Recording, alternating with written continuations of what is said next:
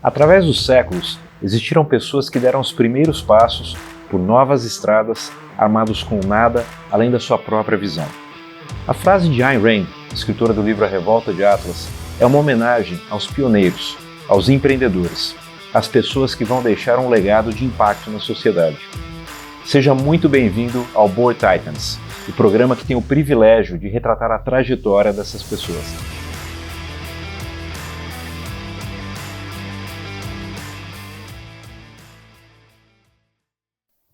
Marcelo Gasparino é vice-presidente do Conselho de Administração da Vale e presidente do Conselho de Administração da Oncoclínicas. No Banco do Brasil, integra os comitês de auditoria e de pessoas. Advogado pela UFSC, com especialização em administração tributária pela ESAG e UDESC, possui formação executiva em M&A pela London Business School e pela Fundação Getúlio Vargas. É também professor da Fundação ENA, contribuindo para a capacitação de administradores de empresas estatais e de economia mista. Com mais de 30 mandatos como conselheiro em companhias abertas como Eletrobras, Petrobras, CEMIG, Kepler Weber, Braskem e como presidente do Conselho da Usiminas e da Eternit, Gasparino se consolidou como uma referência em governança corporativa, com trajetória marcada por independência, integridade e protagonismo em assembleias históricas, incluindo eleições por voto múltiplo que ampliaram a representatividade dos minoritários na Usiminas, na Eletrobras, Vale e Petrobras.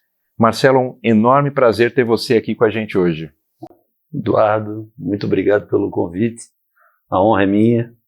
Lembrando que a gente, conversando aqui, né, nos conhecemos em 2018, você estava saindo de um mercado e começando uma nova jornada, que é esse sucesso que eu acompanho desde então. E sou usuário. Eu agradeço demais, assim, você é uma referência enorme para a gente, tenho certeza que quem está acompanhando com a gente aqui hoje vai aprender muito, a gente vai ter uma aula magna aqui hoje.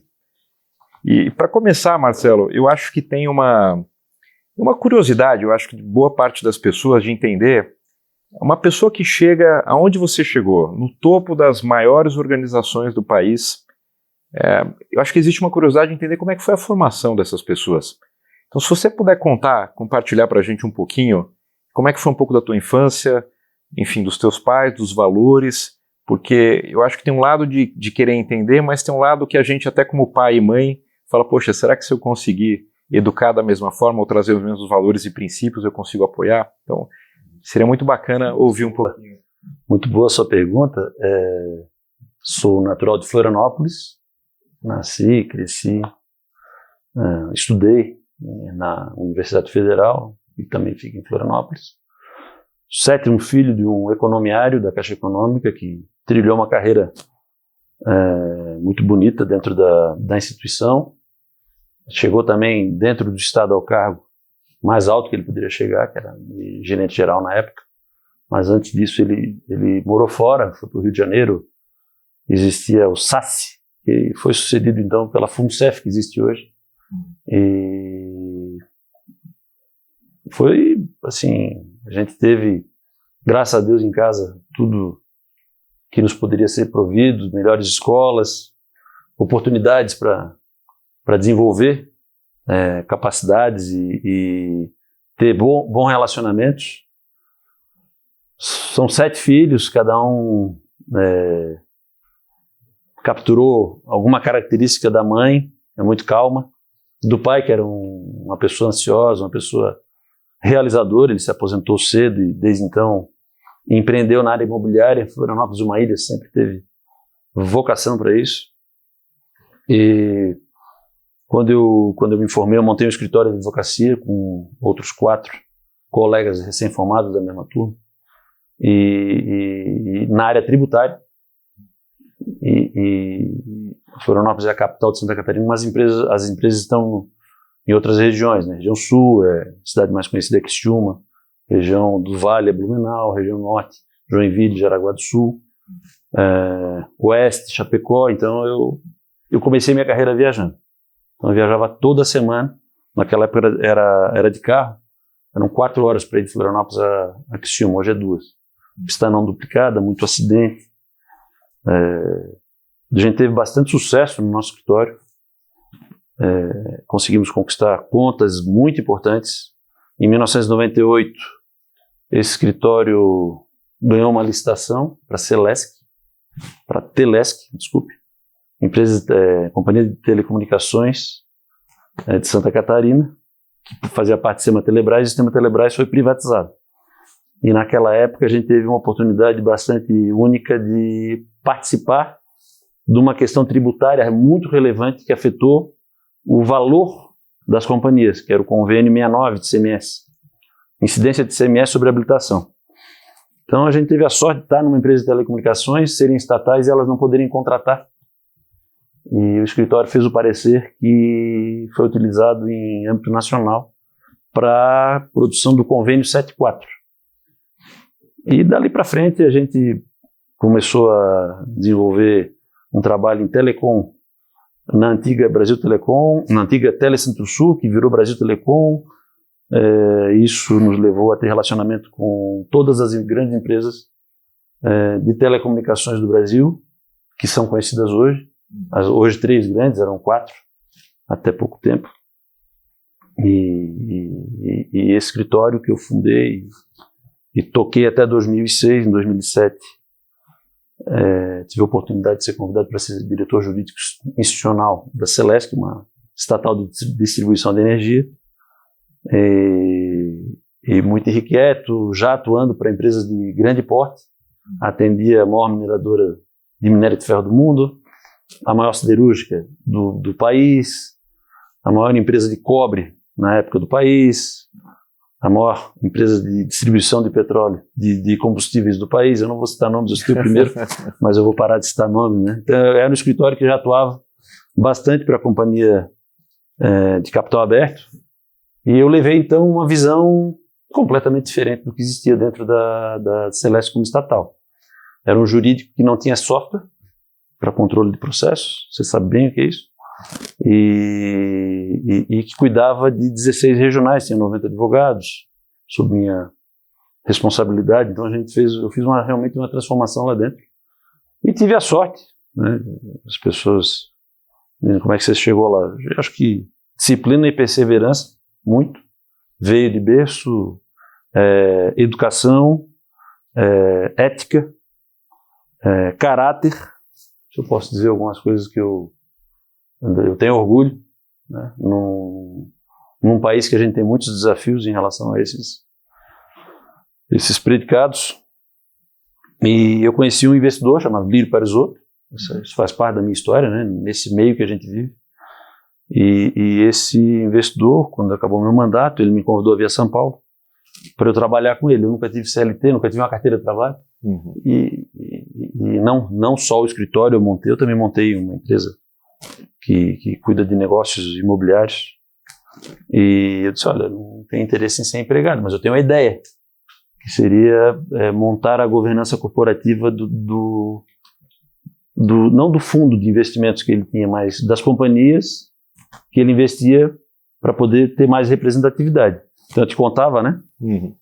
O que você se orgulha? Vai ser uma pergunta depois ali que você vai fazer, mas eu sou atrapalhado.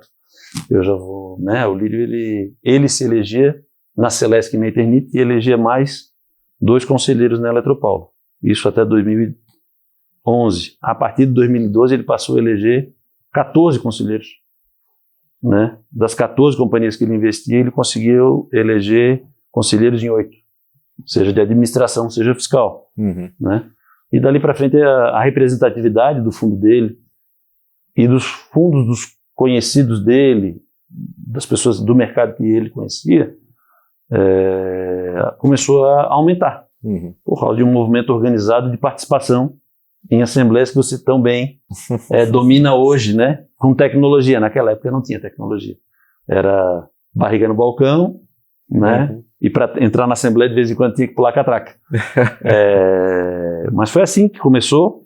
Depois aí vieram outros investidores que eu tenho muita honra em poder citar o nome: o Luiz Alves, o Luiz Barsi, o Vitor Adler, o Juca Abdala, né, e dentre tantos outros que eu tive a oportunidade de conhecer, que são investidores capital próprio. Uhum. E as gestoras, muitas gestoras brasileiras, que principalmente nas minhas andanças por estatais, viram o quão aguerrido eu fui na defesa dos interesses dos acionistas minoritários, da companhia sempre, mas representando acionistas minoritários. Acabei criando também uma relação de muito boa confiança e me fez poder tentar voar mais alto, né? Uma bondade sua que atingir o mais alto ainda está por vir, se Deus quiser. Com certeza. A gente sempre tem que ter metas. Eu vou chegar lá nesse capítulo, mas antes eu tenho uma curiosidade minha. Enfim, você teve mais de 30 mandatos em companhias, as maiores companhias do Brasil. Mas qual foi o primeiro conselho de administração do qual você participou? Eu fui diretor jurídico institucional da Celesc, de 2007 a 2009, e eu fui conselheiro da Celesc a partir de 2011. A partir de 2011, da empresa que você foi diretor. Tem uma diferença enorme você já conhecer a companhia ou conhecer o setor. Né? Claro. Nesse caso eu já conhecia a companhia, todas as dores da companhia, né? Eu sabia o que não ia para o conselho, que deveria ir. Então, acho que lá na Celesc eu fui um conselheiro diferenciado. Você já entrou jogando já? Entrei jogando. É super interessante. E uma dúvida, esse interesse por governança corporativa, ele já nasce no momento em que você está como diretor jurídico lá, ou ele vem depois? Não, quando você presta serviço para uma empresa de capital aberto, você sabe como é que ela funciona. Uhum. Então, voltando ao único caso que eu dei o nome, né? A Telecentro-Sul foi a empresa que ganhou toda a região, era chamada de Telemato, né? Uhum. Era do centro-oeste da Acre até o Rio Grande, até Santa Catarina. Depois ela se fundiu com a CRT, Companhia Rio Grandense de Telecomunicações. Esse processo de fusão que gera atos societários, que gera tudo uma questão tributária, foi o escritório que fez. Então eu já comecei a ter muito relacionamento com questões que acontecem no dia a dia de uma grande companhia. Depois eu fui advogado de outras empresas de grande porte, as maiores empresas nacionais, sempre levado pelo diretor jurídico que saía de uma companhia e ia para outra companhia. Né? A gente fazia um trabalho muito específico de certidão negativa, regularidade fiscal. Isso a gente fazia como ninguém fazia no Brasil. E era muito importante para essas empresas ter essa regularidade fiscal. Então, a gente tinha uma porta de acesso muito boa para entrar e depois mostrar serviço é parte da nossa obrigação. Né? Então, se você quer ter mais espaço numa empresa, como prestador de serviço, você tem que mostrar bom serviço naquilo que você sabe fazer bem e buscar oportunidades naquilo que você sabe que vai entregar. Né? Eu já cometi erros no escritório, em determinado momento, em 2003 eu quis montar um escritório full service. Né? Então, atender várias outras áreas. Para isso, eu chamei vários profissionais de outras áreas e montei um escritório bastante grande. Mas, assim, o DNA era tributário, então a gente acabou, né, voltando ao longo do tempo para o tributário, antes de deixar o escritório. E o escritório até hoje toca a área tributária. Saí em 2010. Saí em 2010 de lá. Mas é interessante, né? Até uma outra curiosidade minha, porque tem muita gente que foge enfim, mesmo gente com conhecimento, enfim, foge às vezes um pouco do papel de conselheiro por todo o risco que traz, né? Você acaba expondo pessoa física, patrimônio, uma série de coisas. E você acha que você ter ido para esse lado e trabalhado isso tem a ver um pouco com o teu perfil de risco, o conhecimento jurídico, um misto dos dois? Como é que você vê isso? Você fez uma pergunta muito oportuna, né? O pessoal, você brinca aqui, teve nas melhores posições. Eu já tive meus bens declarados indisponíveis e isso foi indevidamente explorado na mídia, né, por um grupo que concorria contra mim numa eleição, por uma decisão da diretoria da Celesc de uma reunião que eu não participei. Então, nesse dia eu estava representando a Celesc na ABRAD, Associação Brasileira das Distribuidoras de Energia, no Rio de Janeiro, e houve uma decisão colegiada da qual eu não participei, né, de uma contratação emergencial da qual eu não dei parecer. Então, quer dizer, não tem ato nenhum meu. Isso em 2008, 2014 o Ministério Público entrou com uma ação contestando a licitação, não o ato, mas pegando então todos os executivos, né? E no meu caso, no caso dos diretores do meu mandato, por aquela decisão. Isso foi em 2014, eu fiquei dos bens indisponíveis até 2018. Em 2023, eu celebrei bastante. Saiu uma decisão. 2024, nós estamos em 26. 2024, saiu uma decisão dizendo que, obviamente, o diretor tal, que não participou da deliberação, não deveria estar no polo passivo. Isso demorou 10 anos. 10 anos. Para sair. Durante 10 anos, em todo o relatório de due diligence que as companhias têm que fazer, eu tinha que prestar contas dessa ação, explicando que eu não participei do ato. É impressionante. Né? Então, assim, existe um risco. Quando eu assumi a presidência do Conselho da Eternit, eu sabia que existia um risco, né? Relacionado à questão do amianto. E nunca acreditei que isso fosse se tornar relevante para a companhia, mas eu sabia que existia um risco. Uhum. Então, acho que as oportunidades acontecem para muita gente que está no lugar certo, na hora certa. Para mim não foi assim. Para mim eu tive que dar uma cotoveladinha aqui, abrir um espaço para poder receber luz, né?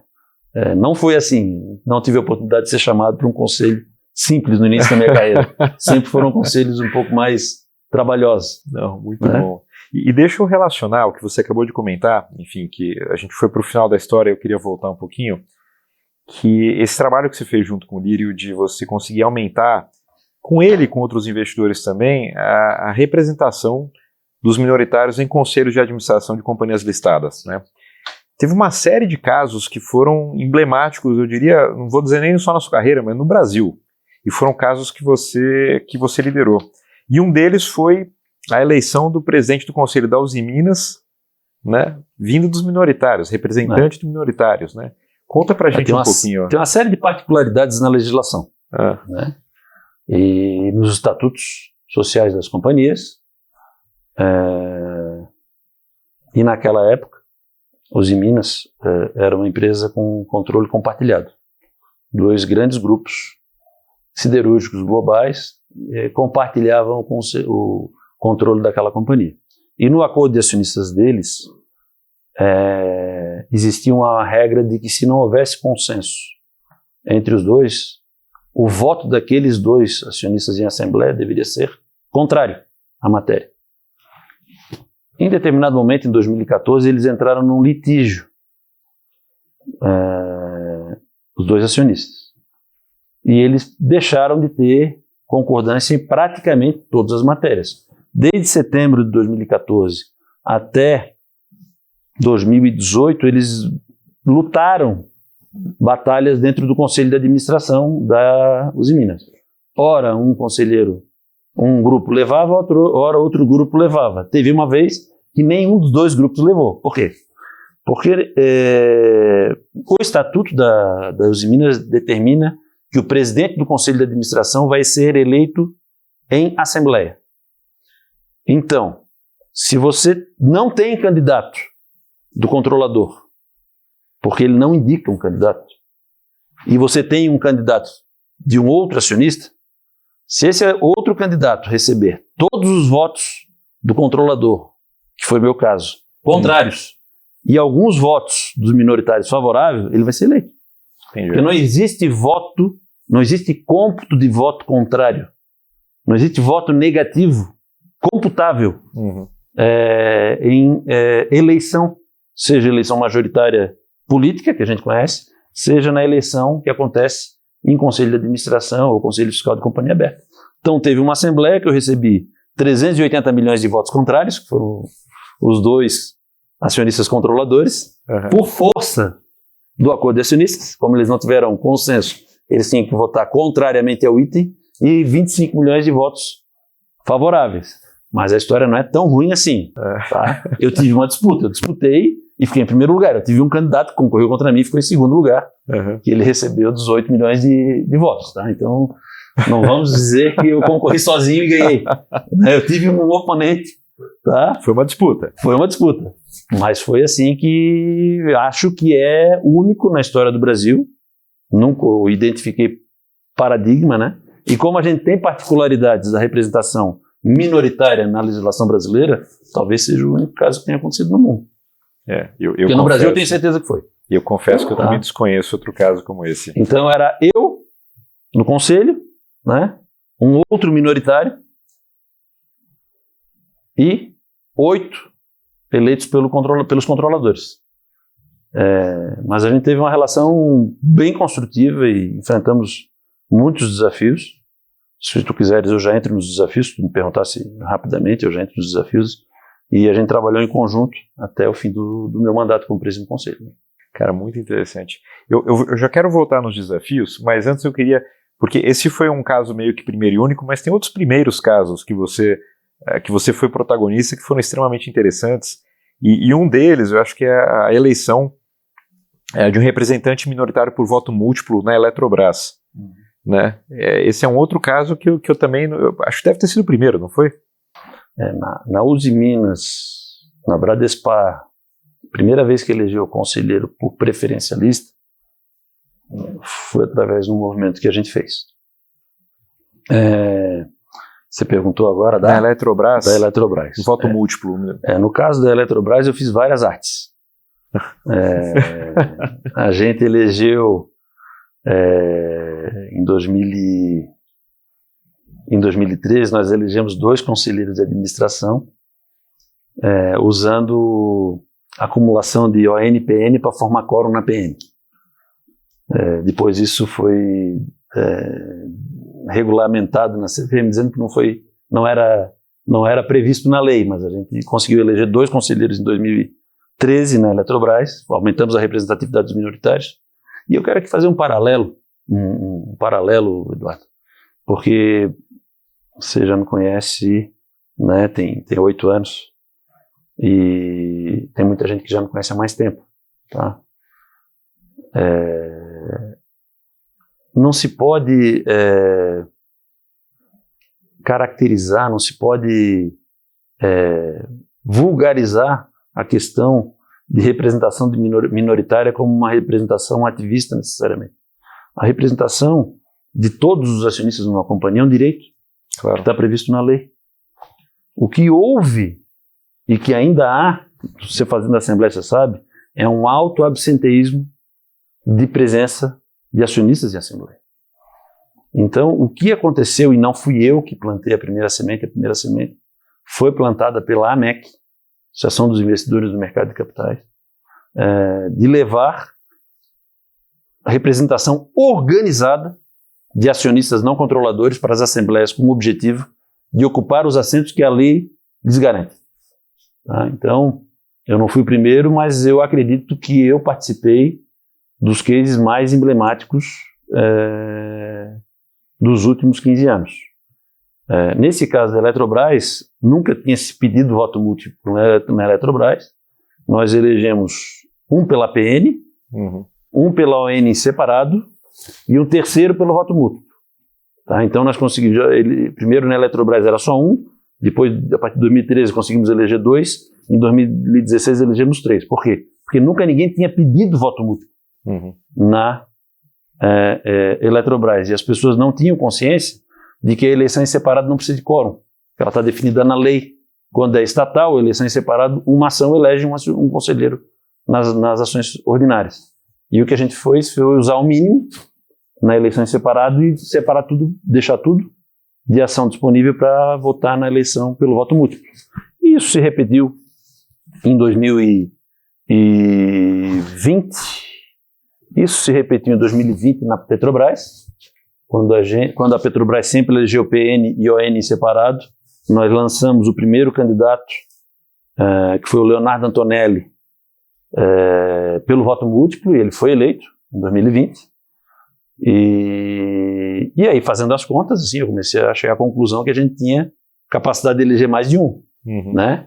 Então, em 2021, como no voto múltiplo tem uma regra de que o conselho cai quando alguém renuncia, em 2021 teve uma renúncia, que foi a do Castelo Branco, né, no caso. Não foi renúncia, mas foi a indicação do novo presidente da companhia. Eu concorri em 2021, né, indicando mais um candidato. E nós tivemos um problema de cômputo de votos naquela Assembleia. E você, melhor do que eu, deve poder explicar o que significa quando você recebe uma cédula de voto, essa cédula de voto tem perguntas e o sistema interpreta equivocadamente a resposta do acionista. Então, o acionista quer responder que ele quer participar da eleição pelo voto múltiplo, né? E não necessariamente ele quer distribuir os votos de forma igualitária. Uhum. Então ele dizia sim para a pergunta do voto múltiplo e alocava os votos em 1, 2 ou 3 candidatos. E o sistema interpretou que ao escolher sim, ele estava distribuindo igualitariamente os votos. Portanto, eu quase não fui eleito. Por quê? Porque todos os acionistas, os candidatos do controlador receberam uma quantidade de votos relevante, né? Uhum. Passivamente, e que não era o objetivo do acionista.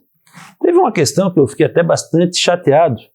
Eles acabaram, a CVM, não entendendo qual o objetivo ou para que significava o mapa do escriturador, que era publicado 2 dias antes da Assembleia, né? A CVM acabou com o mapa do escriturador, agora é só o mapa detalhado. O escriturador é um mapa que sai do banco.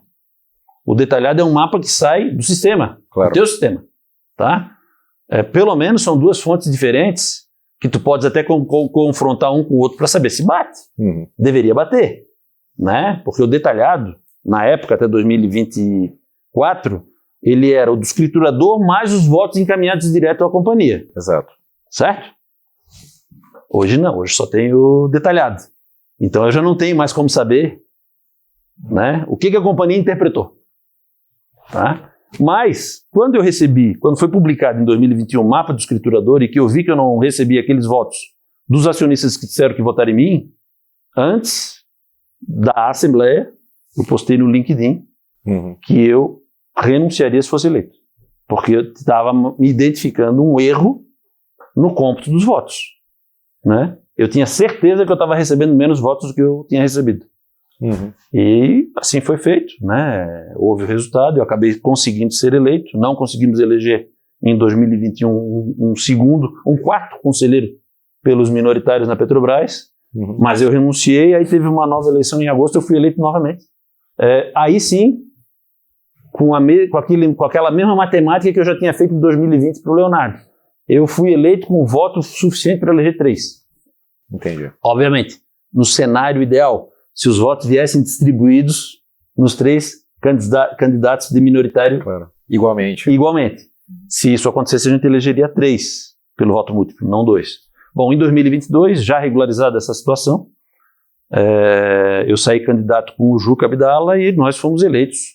Os 2, novamente, receberam votos suficientes para reeleger 3 conselheiros.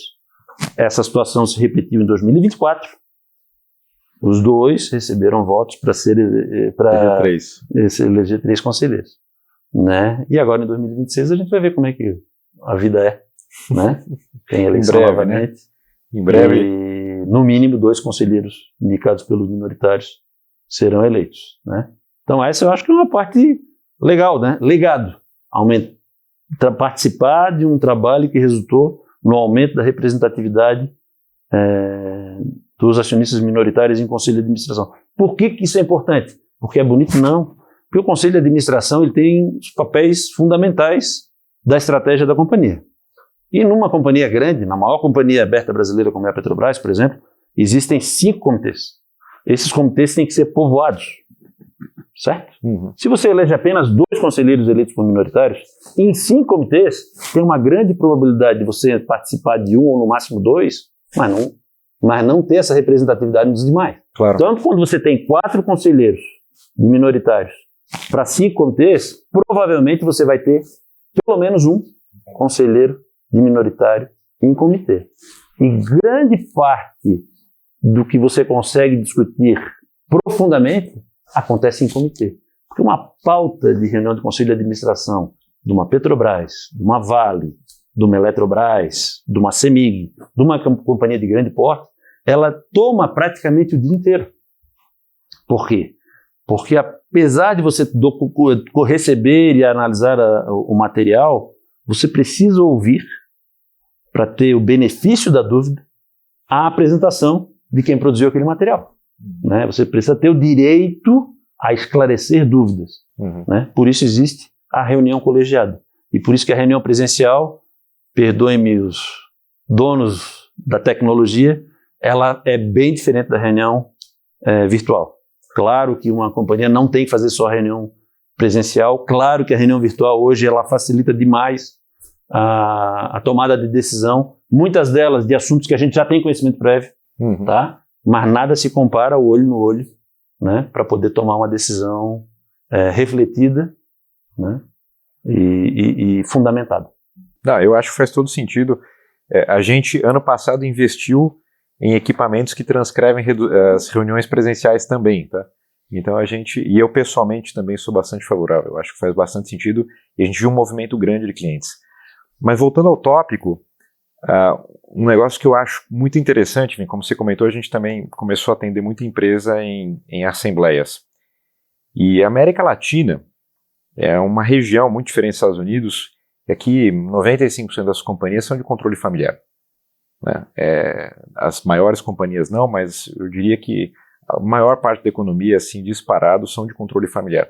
E quando você conversa com essas empresas, né, esse trabalho que você faz, eu acho que é um trabalho necessário para o desenvolvimento de mercado de capitais, porque muitas vezes a família, controladores da empresa, eles não querem facilitar a participação de minoritários.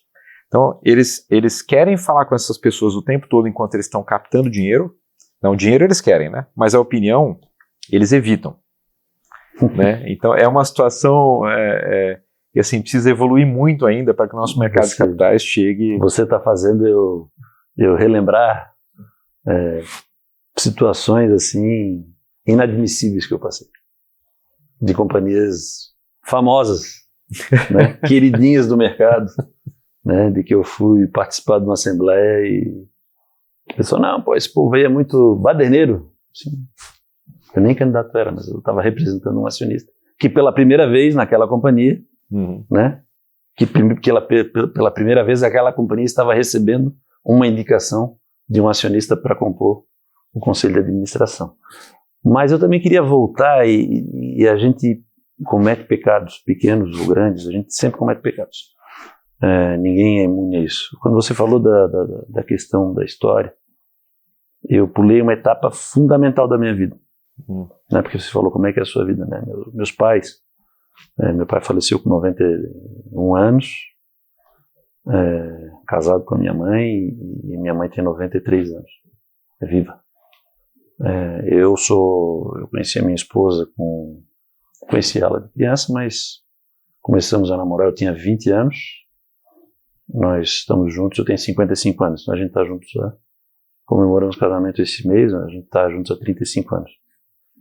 A gente formou família, tem um filho, né, que eu incentivei bastante para ele, não para ele fazer direito como ele fez, mas para ele vir a São Paulo, trabalhar em São Paulo, que ele teve a oportunidade. Morou 3 anos em São Paulo, trabalhou em São Paulo, né? E se casou agora, ano passado, com 27 anos, mesma idade que eu casei, com uma menina que ele conheceu quando tinha 16 anos. Então ele foi até mais longe do que eu, ele namorou 11 anos, né? Médica, né? Acho que a questão da base que você tem em casa, ela é muito importante, né? Principalmente para aqueles requisitos ali que eu acho que são importantes num perfil de um conselheiro.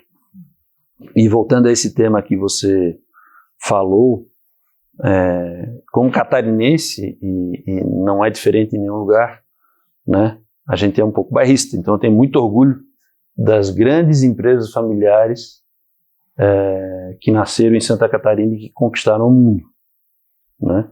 A gente tem as maiores empresas de proteína, na origem Santa Catarina, as maiores empresas de equipamentos, né, é de Santa Catarina, as maiores indústrias cerâmicas são de Santa Catarina, ou foram de Santa Catarina. Hoje o mercado mudou bastante, mas assim, Santa Catarina é um estado de desenvolvimento. É um estado em que a economia ela é muito forte, principalmente na área privada, né? E também existem as histórias das famílias que não conseguiram desenvolver um processo de sucessão ou que o fundador não quis, de alguma forma, dar a oportunidade para o seu sucessor, para o seu herdeiro errar. Porque ninguém construiu nada no mundo só acertando. Claro. Então é inevitável que alguém que vai passar a tomar decisão vai tomar decisões certas e vai tomar decisões erradas. Isso acontece todos os dias, né? Na minha vida também acontece todos os dias. Eu me arrependo toda vez que eu crio um atrito, que eu crio uma discussão, vejo que depois não consegui construir nada com aquela discussão, mas isso também é inerente a determinadas posições que não levaram à discussão e levaram a uma decisão muito melhor, né? Então, acho que a governança corporativa que eu, voltando à tua pergunta, eu aprendi mais profundamente quando em 2007 eu fiz o primeiro curso do IBGC. A Sandra Guerra, uma talentosa professora e profissional, ela deu uma instrução ali na Bolsa. Então eu vim para a Bolsa, ainda como diretor da Celesc, fiz o primeiro curso, depois comecei a olhar cursos que o IBGC fazia ali na região de Rio Grande do Sul e Paraná, e em 2009 eu me associei, e aí você falou, como é que funciona? Não, primeiro, antes de assumir qualquer coisa, eu fiz todos os cursos que o IBGC dispunha. Eu fiz 6 cursos, hoje devem ter mais, né? Hoje tem secretaria, hoje tem corporate director, né? Tem curso para presidente de conselho. Presidente de conselho, isso eu fiz. Estou indo agora em maio para a França, do INSEAD, junto com o IBGC, fazer esse curso, que é para presidentes de conselho. Quer dizer, então, a gente nunca para. Né? Não tem como parar, porque a gente já está correndo atrás. Naquele exemplo do teu negócio que você deu, a gente está correndo atrás. Claro. Porque a geração que vem, ela vem com a cabeça muito diferente. Então, a gente não pode parar. Né? Então, eu nunca parei. Ou no Brasil ou fora do Brasil, eu já fiz muitos cursos e eu acredito que é através dessa preparação que a gente consegue, de alguma forma, contribuir. Empresas familiares têm uma característica muito, muito específica. Assim, eu conheço alguns profissionais dessa área e muitos deles me dizem que eles também têm que ter um pouco de psicológico no trabalho da implantação da governança. Claro. Né? Ou o fundador, o controlador, ele tem alguma dificuldade ou muita para passar adiante, né? Ou o herdeiro, o sucessor, ele não tem DNA, ele não está no DNA dele, ele não tem perfil, ele não quer aquilo. Tá? Ele não quer aquilo. Então, assim, profissionalização. Isso eu vi acontecer em muitas empresas, ainda como advogado, né? Mas principalmente nas empresas em que eu sou conselheiro. Claro. Né? Porque eu também passei por empresas com um vínculo assim, um pouco familiar, ou um vínculo muito relacionado ao controlador, né? Para as empresas chamadas corporations, as empresas em que, você me perguntou, Oncoclínicas, o maior acionista tem 15%. Então ela é uma corporation bastante pulverizada, né? Uma companhia que eu fui convidado para participar de uma reestruturação.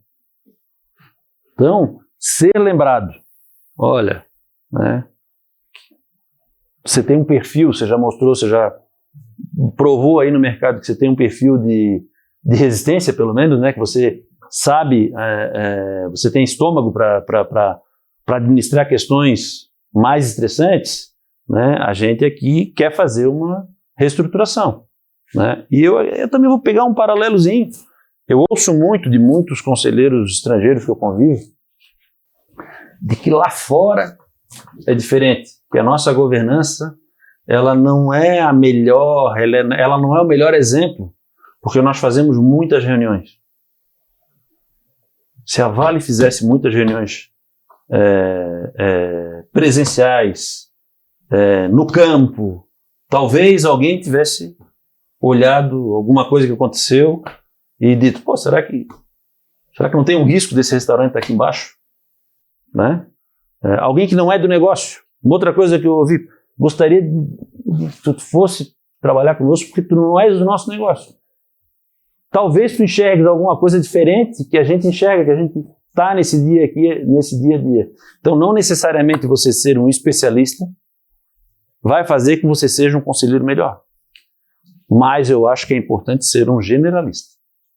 Né? Conhecer de tudo um pouco para não boiar completamente em determinada matéria.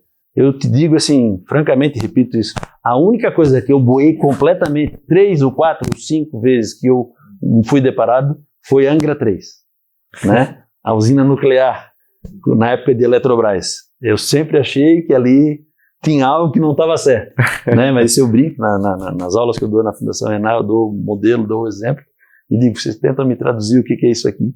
Porque esse era o material que eu como conselheiro recebia, e esse realmente é um case que eu nada poderia ter ajudado. Entendi. Né? Mas você sempre teve um conhecimento profundo desses mecanismos de governança, da lei, de como essas empresas funcionam. Eu acho que muitos desses casos que a gente comentou aqui, eu acho que talvez generalista do ponto de vista setorial, ou agnóstico talvez do ponto de vista setorial, mas uma profundidade do conhecimento de como operam essas companhias que é sem igual. E aliado a isso, o que eu vejo muito também, enfim, quando eu leio sobre você e acompanho, é uma criatividade de você conseguir enxergar esses caminhos que muita gente não enxergou, e por isso você foi o primeiro a fazer muitas coisas, né?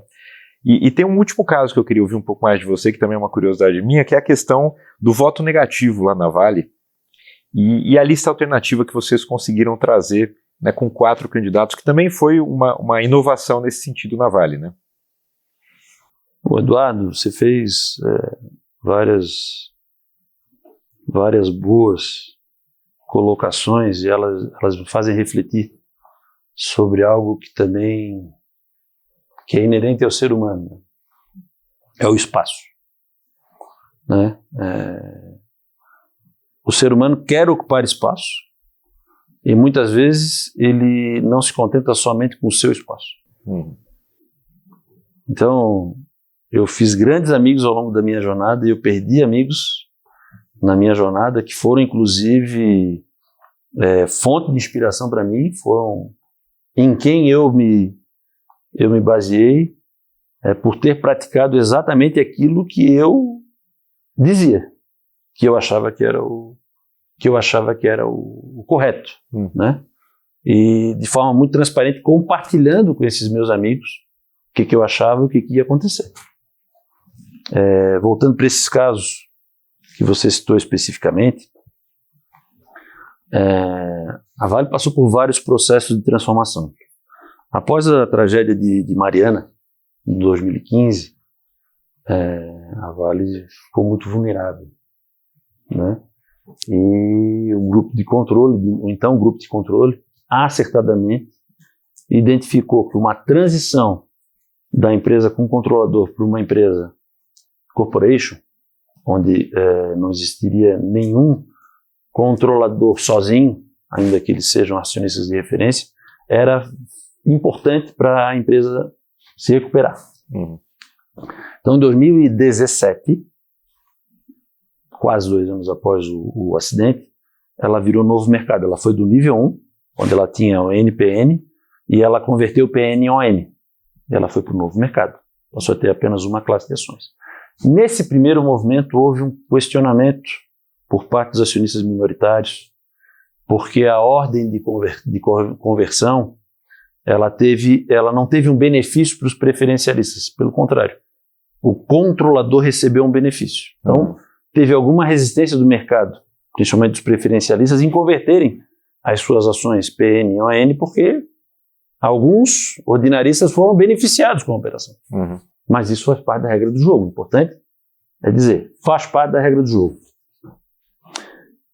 E aí veio a questão de 2019, do acidente de Brumadinho, onde novamente, por uma situação de risco, é inerente à atividade de mineração, né?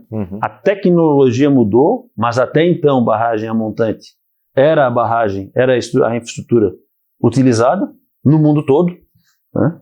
A gente está vendo agora naquela região como chove tanto naquela região em determinados momentos, determinados períodos do ano, então existe o risco.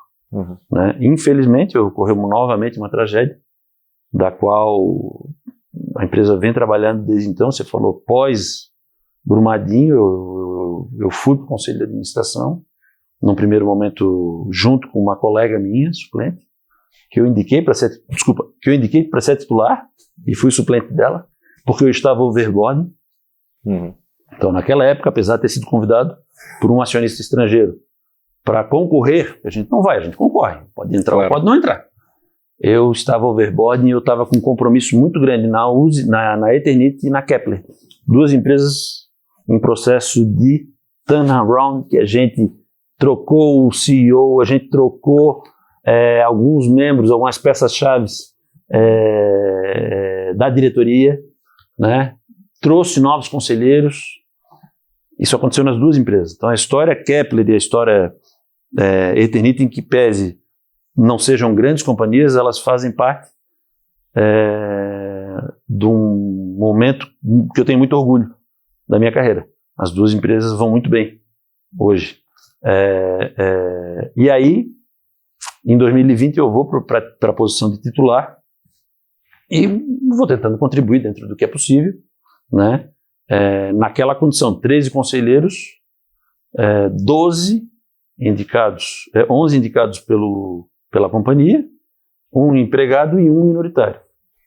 E aí a gente tinha uma excelente relação, mas algumas matérias de maior cunho técnico começaram a vir para o Conselho de Administração, em especial uma reforma estatutária que ia inovar no mercado de capitais brasileiro, que era a criação dentro do estatuto de um voto negativo. O que era isso? Se um candidato recebesse mais votos contrários do que votos favoráveis, ele não seria eleito. Aquilo é exatamente o oposto daquilo que aconteceu comigo na Uzi Minas. Eu já tinha esse exemplo, eu já sabia qual era a regra do jogo, porque, obviamente, ninguém contestou a minha eleição na Uzi Minas, mas o tema foi objeto de debate dentro da CVM. A CVM disse, não, já naquela época, em 2015, não tem voto negativo, não tem como tu não eleger um presidente do conselho. O presidente do conselho precisa ser eleito. Tá entendendo? Não é deseleito. Então, mas era exatamente isso, a pessoa seria eleita e deseleita. E naquela época ainda existia uma concentração de algo de em torno de 40% na mão desse antigo grupo de controle. Então, quem entra com 40% numa assembleia em que geralmente dá um quórum de 80%, está entrando com quase metade já, não é? Eu estou errado ou o quórum varia aí de 80% a 90% nas companhias com maior presença? Dependendo, até menos. Até menos, então. Até menos, falando de empresa grande. Empresa, então, assim, se tu tens 40%, tu já entra com a metade quase da Assembleia. Se tu tens o direito de veto, as chances de quem vai concorrer contra o sistema reduzem muito. Enfim, eu levei o assunto para a CVM deu razão para mim, e obviamente que a consequência veio, eu fui excluído da lista da companhia. Né? E não foi por acaso. Claro. Tá? As coisas que aconteceram na minha vida, pro bem e pro mal, não foram por acaso. Acho que é importante que o teu espectador ele compreenda uma coisa que eu estou dizendo. As coisas que aconteceram na minha vida não foram por acaso. Tá? Então, nesse caso, eu fui excluído da lista. Tá? Eu não estava adaptado. Né? E desde o primeiro momento, eu comuniquei para o então presidente do conselho. Quando ele me comunicou em 22 de fevereiro de 2021 que eu não estaria na lista que era apresentada em 1º de março, eu disse, não, mas eu já sabia que isso ia acontecer, mas eu serei candidato. Ele disse, como assim? Eu vou ser candidato, eu vou concorrer por uma indicação de um acionista. E Mas a gente fez as contas, né? E pela base acionária que a gente tinha em relacionamento, a gente elegia mais de um. E fomos fazendo as contas, olha, se a gente puxar daqui, puxar dali, 3 a gente tem chances concretas. Então vamos lançar 4. Vamos dar Quando eu te comentei que ano passado a gente não perdeu, a gente só não conseguiu eleger os 3 candidatos que a gente submeteu aos acionistas, a gente elegeu um dos 3. Nesse caso, vamos oferecer 4 candidatos, de fato, 4 candidatos muito fortes, né? Um ex-presidente da AMEC e do Conselho do IBGC, um ex-presidente recém-saído da Petrobras, né? Uma executiva reconhecida no mercado e que é negra, que é uma voz muito forte. Eu era o 4, eu estava ali para ser o que entraria ou não, né? E assim, 3 a gente tinha chances reais e 4 a gente tinha se os astros se alinhassem. E os astros se alinharem, a gente elegeu 4. Então a companhia indicou 12, nós indicamos 4, foram 16 candidatos para 12 vagas e a gente conseguiu eleger as 4 posições. E eu acredito, né, eu disse isso inclusive semana passada numa reunião do conselho dessa companhia, que essa mudança ela acelerou esse processo, porque logo depois que nós fomos eleitos, aquela disputa acabou. Então a gente estava ali para trabalhar em prol da companhia. Claro. Né? Então eu fui assumir a coordenação do comitê de sustentabilidade, o Mauro assumiu o comitê de auditoria, o Roberto o comitê de inovação, né? E a Rachel veio comigo para o comitê de sustentabilidade e também foi para o comitê de auditoria. Então assim, todo o trabalho que a gente fez foi propositivo. Então aquela questão dos 2 grupos foi se dissipando rapidamente. Claro. Né? E muita coisa veio mudando em termos de percepção de um conselho de administração que ainda era bastante distante para um conselho de administração que passou a fazer board education.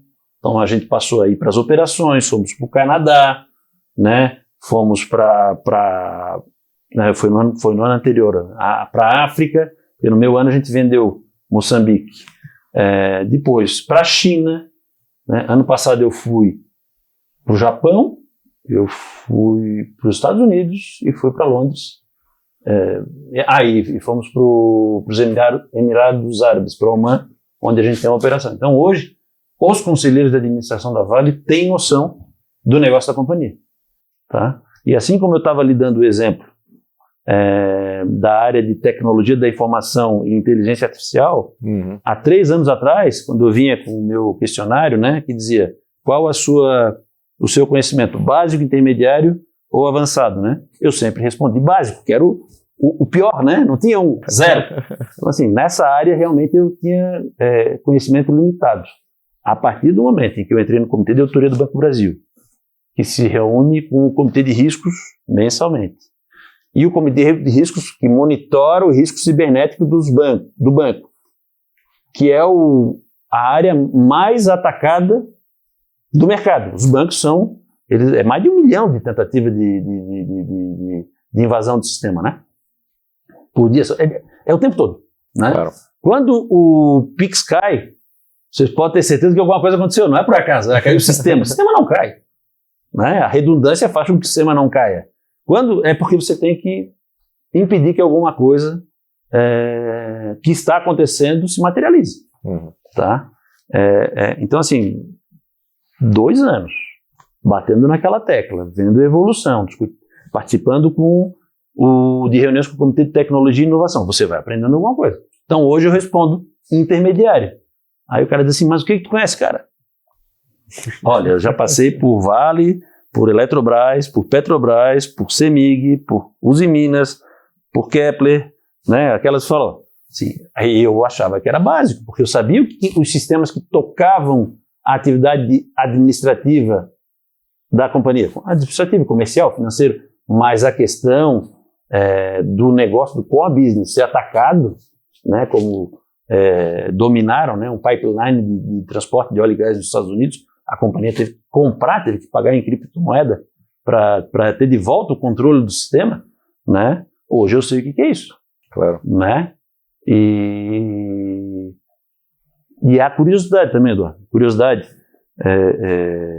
Na Oncoclínicas hoje, o que me encantou também? Né, a oportunidade.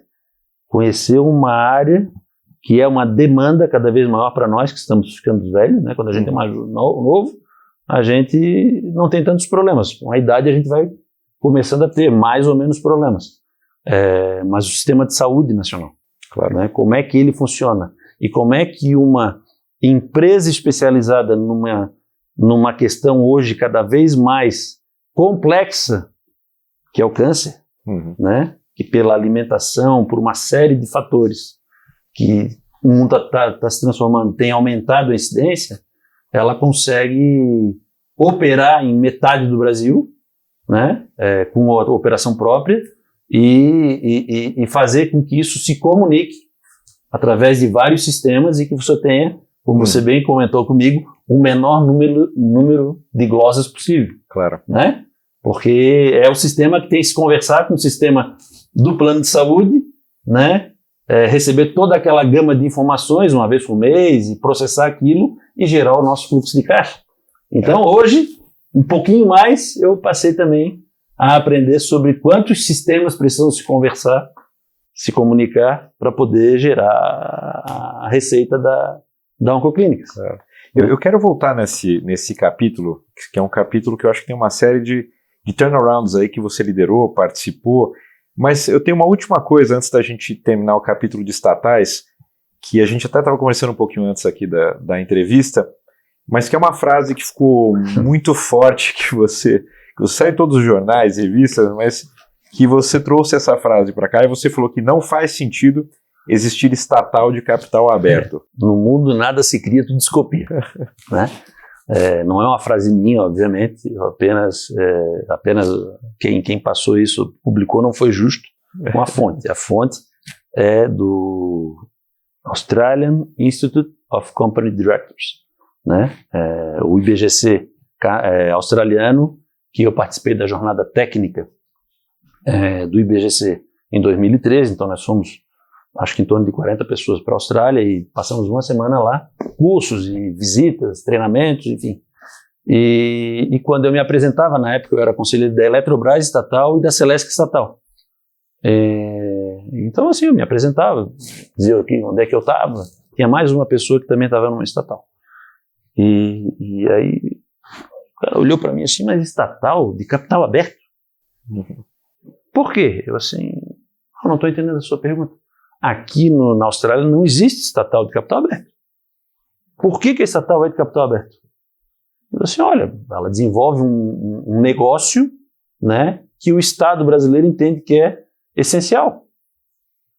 Não, perfeito. Aqui nós também temos atividades econômicas que o Estado australiano entende que é essencial. O Estado australiano coloca dinheiro, ele monta o negócio, enquanto o negócio não se sustenta, ele viabiliza. A partir do momento em que ele é economicamente viável, o Estado vende para a iniciativa privada, porque é a iniciativa privada que vai desenvolver. O Estado não é o cara mais capacitado para desenvolver atividade econômica, ele tem outras prioridades. Qual é a atividade das empresas que você é conselheiro que ainda não está maduro o suficiente para ir 100% para a iniciativa privada? Aí eu fiquei olhando assim, olha, a primeira coisa que eu quero dizer é que eu sou favorável à privatização das empresas. Eu acho que realmente elas, não só na questão de gestão, em que pese hoje eu tive experiências muito boas nos últimos anos de Petrobras, tá? Mas no capital, na gestão totalmente privada, você pode alavancar o tanto quanto necessário que o teu negócio viabilize. Então, se a gente tiver 100 poços de petróleo para explorar, hoje a Petrobras não consegue explorar de uma vez só, porque o Estado brasileiro não vai pegar e capitalizar ela.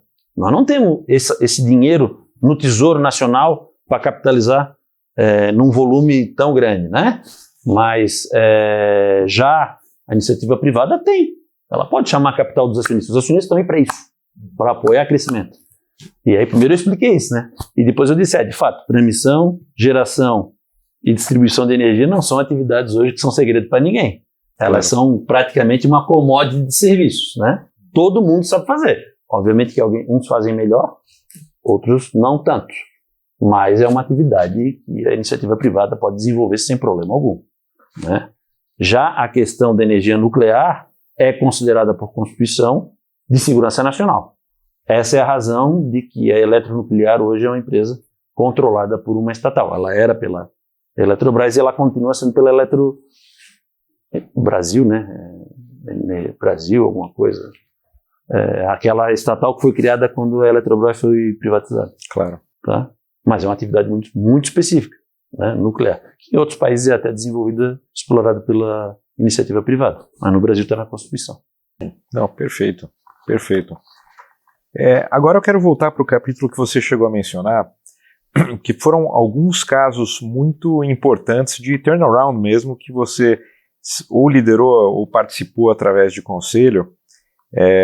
Alguns você até chegou a comentar aqui, mas eu queria começar pelo caso da Usiminas, que é um caso até que talvez de forma pública não exista tanta informação sobre o processo de reestruturação extrajudicial que vocês passaram lá, mas foi um caso bastante desafiador à época, né? Ali foi a tempestade perfeita, né? Eram os acionistas em desavença, a economia global desacelerada e a economia brasileira muito afetada pela Operação Lava Jato. É óbvio que os fins não justificam os meios, né? Então, desenvolvimento econômico com corrupção não se justifica. Claro. Mas, como aquela atividade econômica ela era muito relevante no Brasil, né? O abafamento daquela atividade econômica gerou um desarranjo geral, tá? Então, o consumo, o minério de ferro chegou a $30 a tonelada em 2015, tá? E o consumo que a gente chama da linha branca, né, e automotivo no Brasil caiu 60%. Eu lembro dos números. Então, a gente perdeu 60% da nossa receita numa indústria, numa usina siderúrgica, né? Foi tão relevante que existia uma discussão já mais antiga da coexistência de duas unidades, uma em Ipatinga, que é no interior de Minas Gerais, que foi, bom, não entra ao caso, e Cubatão, que era a antiga Cosipa. Uhum. E naquele momento, né, essa relação que eu tenho com acionistas e gestores estrangeiros, muitas vezes eles entendem muito mais da companhia do que a gente. Eles só não estão lá no papel e não deveriam estar. Uhum. Essa é a minha visão. Eles entendem dos dados, mas tocar o negócio é diferente. Claro. Também já tive essa experiência com gestor conselheiro, tá? Tocar um negócio é bem diferente, tá? Manda que se não fizer, eu vendo a posição. E não é bem assim, né? Mas a gente estava lá e a gente recebia um insight, né, de um acionista dizendo assim, vocês têm duas operações fazendo a mesma coisa. Não seria melhor vocês concentrarem numa única operação e desativar a outra? Porque, é custo duplo, enfim, para a produção que vocês estão fazendo, numa ou na outra, para o consumo que está gerando, para a demanda que está gerando, desculpa, uma ou outra sozinha atende. Então nós levamos isso eu levei em agosto de 2015 e nós decidimos em outubro de 2015 paralisar as atividades da usina de Cubatão, que ela era menor do que a usina de Ipatinga, e ela não produzia todos os produtos que Ipatinga produz, principalmente os produtos galvanizados para automóveis, né? Então, isso gerou o desligamento de 5.000 colaboradores diretos e 5.000 indiretos. E a manutenção de uma planta que você coloca em hibernação. Continua gerando um custo fixo de manutenção, né? Mas foi uma decisão importante para a companhia, que chegou em fevereiro de 2016, queimando 200 milhões por mês de caixa e tendo 200 milhões em caixa. Né? Então a gente construiu, uma das poucas coisas que a gente conseguiu construir em conjunto ali dos acionistas, isso é uma estratégia também, na época eu estava junto com o Mauro, no conselho, nós construímos uma estratégia para eu chamar uma reunião extraordinária de capitalização da companhia. Ambos os acionistas queriam a capitalização, só que eles tinham opiniões diferentes em relação ao valor da capitalização. Né? Obviamente que eu escolhi o cheque maior. Então, um acionista garantiu, né, 1 bilhão, só dele, se os outros não entrassem, ele capitalizava, e o outro garantiu 500 milhões. Então, foi mais ou menos assim. Como é que a gente chama? Bastidores. Né? A gente convocou a reunião e eu fiz uma pauta de deliberações subsequentes. A companhia precisa de injeção de capital, sim ou não? Vamos votar. Todo mundo disse sim. Bom, então, uma chamada de capital está aprovada. E aí nós fomos para os outros itens. Como é que ela vai ser? Se ela vai ser primária, se ela vai ser secundária. E nós chegamos no quanto. Aí no quanto, teve voto divergente entre eles, então não teve acordo. Né? Só que aí tinha 2 cheques na mesa e eu botei em votação. E eu tinha o voto de qualidade. Né? O presidente do conselho tinha o voto de qualidade, então eu optei pelo cheque maior. Durante a reunião, eu fui interrompido por um suplente, que era advogado de um dos acionistas. Ele estava me notificando durante a reunião do conselho. Isso é bom para os conselheiros aprenderem como a vida como ela é. Me notificando de um requerimento de convocação de Assembleia Geral Extraordinária para uma chamada de capital no valor menor que era o valor que aquele acionista queria. Aí eu fiz um comentário, uma brincadeira com ele, mas, fulano, eu queria entender, a gente está aqui numa reunião de conselho. Tem acionista dentro da reunião do conselho? Veja bem. Quando ele disse veja bem, eu disse, olha, eu acho que tu estás aqui como conselheiro. Se tu estás aqui dentro da reunião como acionista ou representante do acionista, tu não deveria estar aqui. Vamos combinar o seguinte, acabando a reunião, eu saio da sala e recebo ele fora. Tá bom? Aí eu olhei, né, o material dele. Convocaram uma AGE para as 10 horas do dia tal. Aí, beleza. Eu queria botar em votação a data e a hora da Assembleia, do bilhão. No mesmo dia, às 9 horas. Então nós realizamos a primeira Assembleia do cheque de 1 bilhão, às 9 horas, e às 10 horas eu ia realizar a segunda, mas aí ela perdeu o objeto, né? Porque aquele acionista que queria a segunda, ele também acabou aprovando a primeira. Entendi. Então a gente, com esse bilhão, né, a gente teve a segurança e a confiança dos bancos de que eles receberiam, porque aquele dinheiro foi colocado na companhia para girar a companhia, e esses bancos deram uma renegociação por 8 anos, numa taxa de correção monetária bastante conveniente para a empresa. Bom, eu saí em 2016, eu sei que em 2022 isso foi quitado. Tudo foi pago. Então, antes do prazo total, a companhia conseguiu quitar, porque provavelmente ela quis fazer uma outra operação de crédito também com esses mesmos bancos, incluir o banco japonês, enfim. E ela optou por fazer a antecipação da liquidação para poder abrir uma nova operação já numa condição completamente diferente. Mas a gente fala assim, não foi uma recuperação extrajudicial, porque foi dívida financeira somente, não foi toda uma renegociação de créditos trabalhistas, enfim. Essa eu enfrentei na Eternit, né, que foi uma recuperação judicial mesmo. E já entrando nesse capítulo, né, eu acho que, e também você já comentou um pouquinho da crise, né, da questão do amianto, mas eu acho que teve 2 fatores aqui, e eu acho que a crise acabou levando vocês para a tecnologia, para a reinvenção, para a transição para a energia solar e para a telha de energia solar, enfim. Eu queria escutar um pouquinho também dessa história, porque às vezes eu vejo isso, eu vejo que às vezes a necessidade faz a gente se adaptar e criar coisas novas, inovar, e o caso da Eternit eu acho que é um caso muito bacana nesse sentido também. Mas começou de uma dificuldade grande. A companhia, né, que tem hoje 85 anos, se não me engano, ou tem 90 anos, acho que ela tem 90 anos. Acho que 85 anos ela fez quando eu estava lá. Ela tem uma atividade muito importante para a economia informal, né? Porque ela produz um produto final que é consumido por baixa renda. Então é o cara que às vezes ele compra uma telha, compra 2, compra 3. Ele é o cara que sai do telhado de madeira, consegue melhorar na vida e trocar por um telhado de fibrocimento, né? Então o grande mercado consumidor é o baixa renda, né?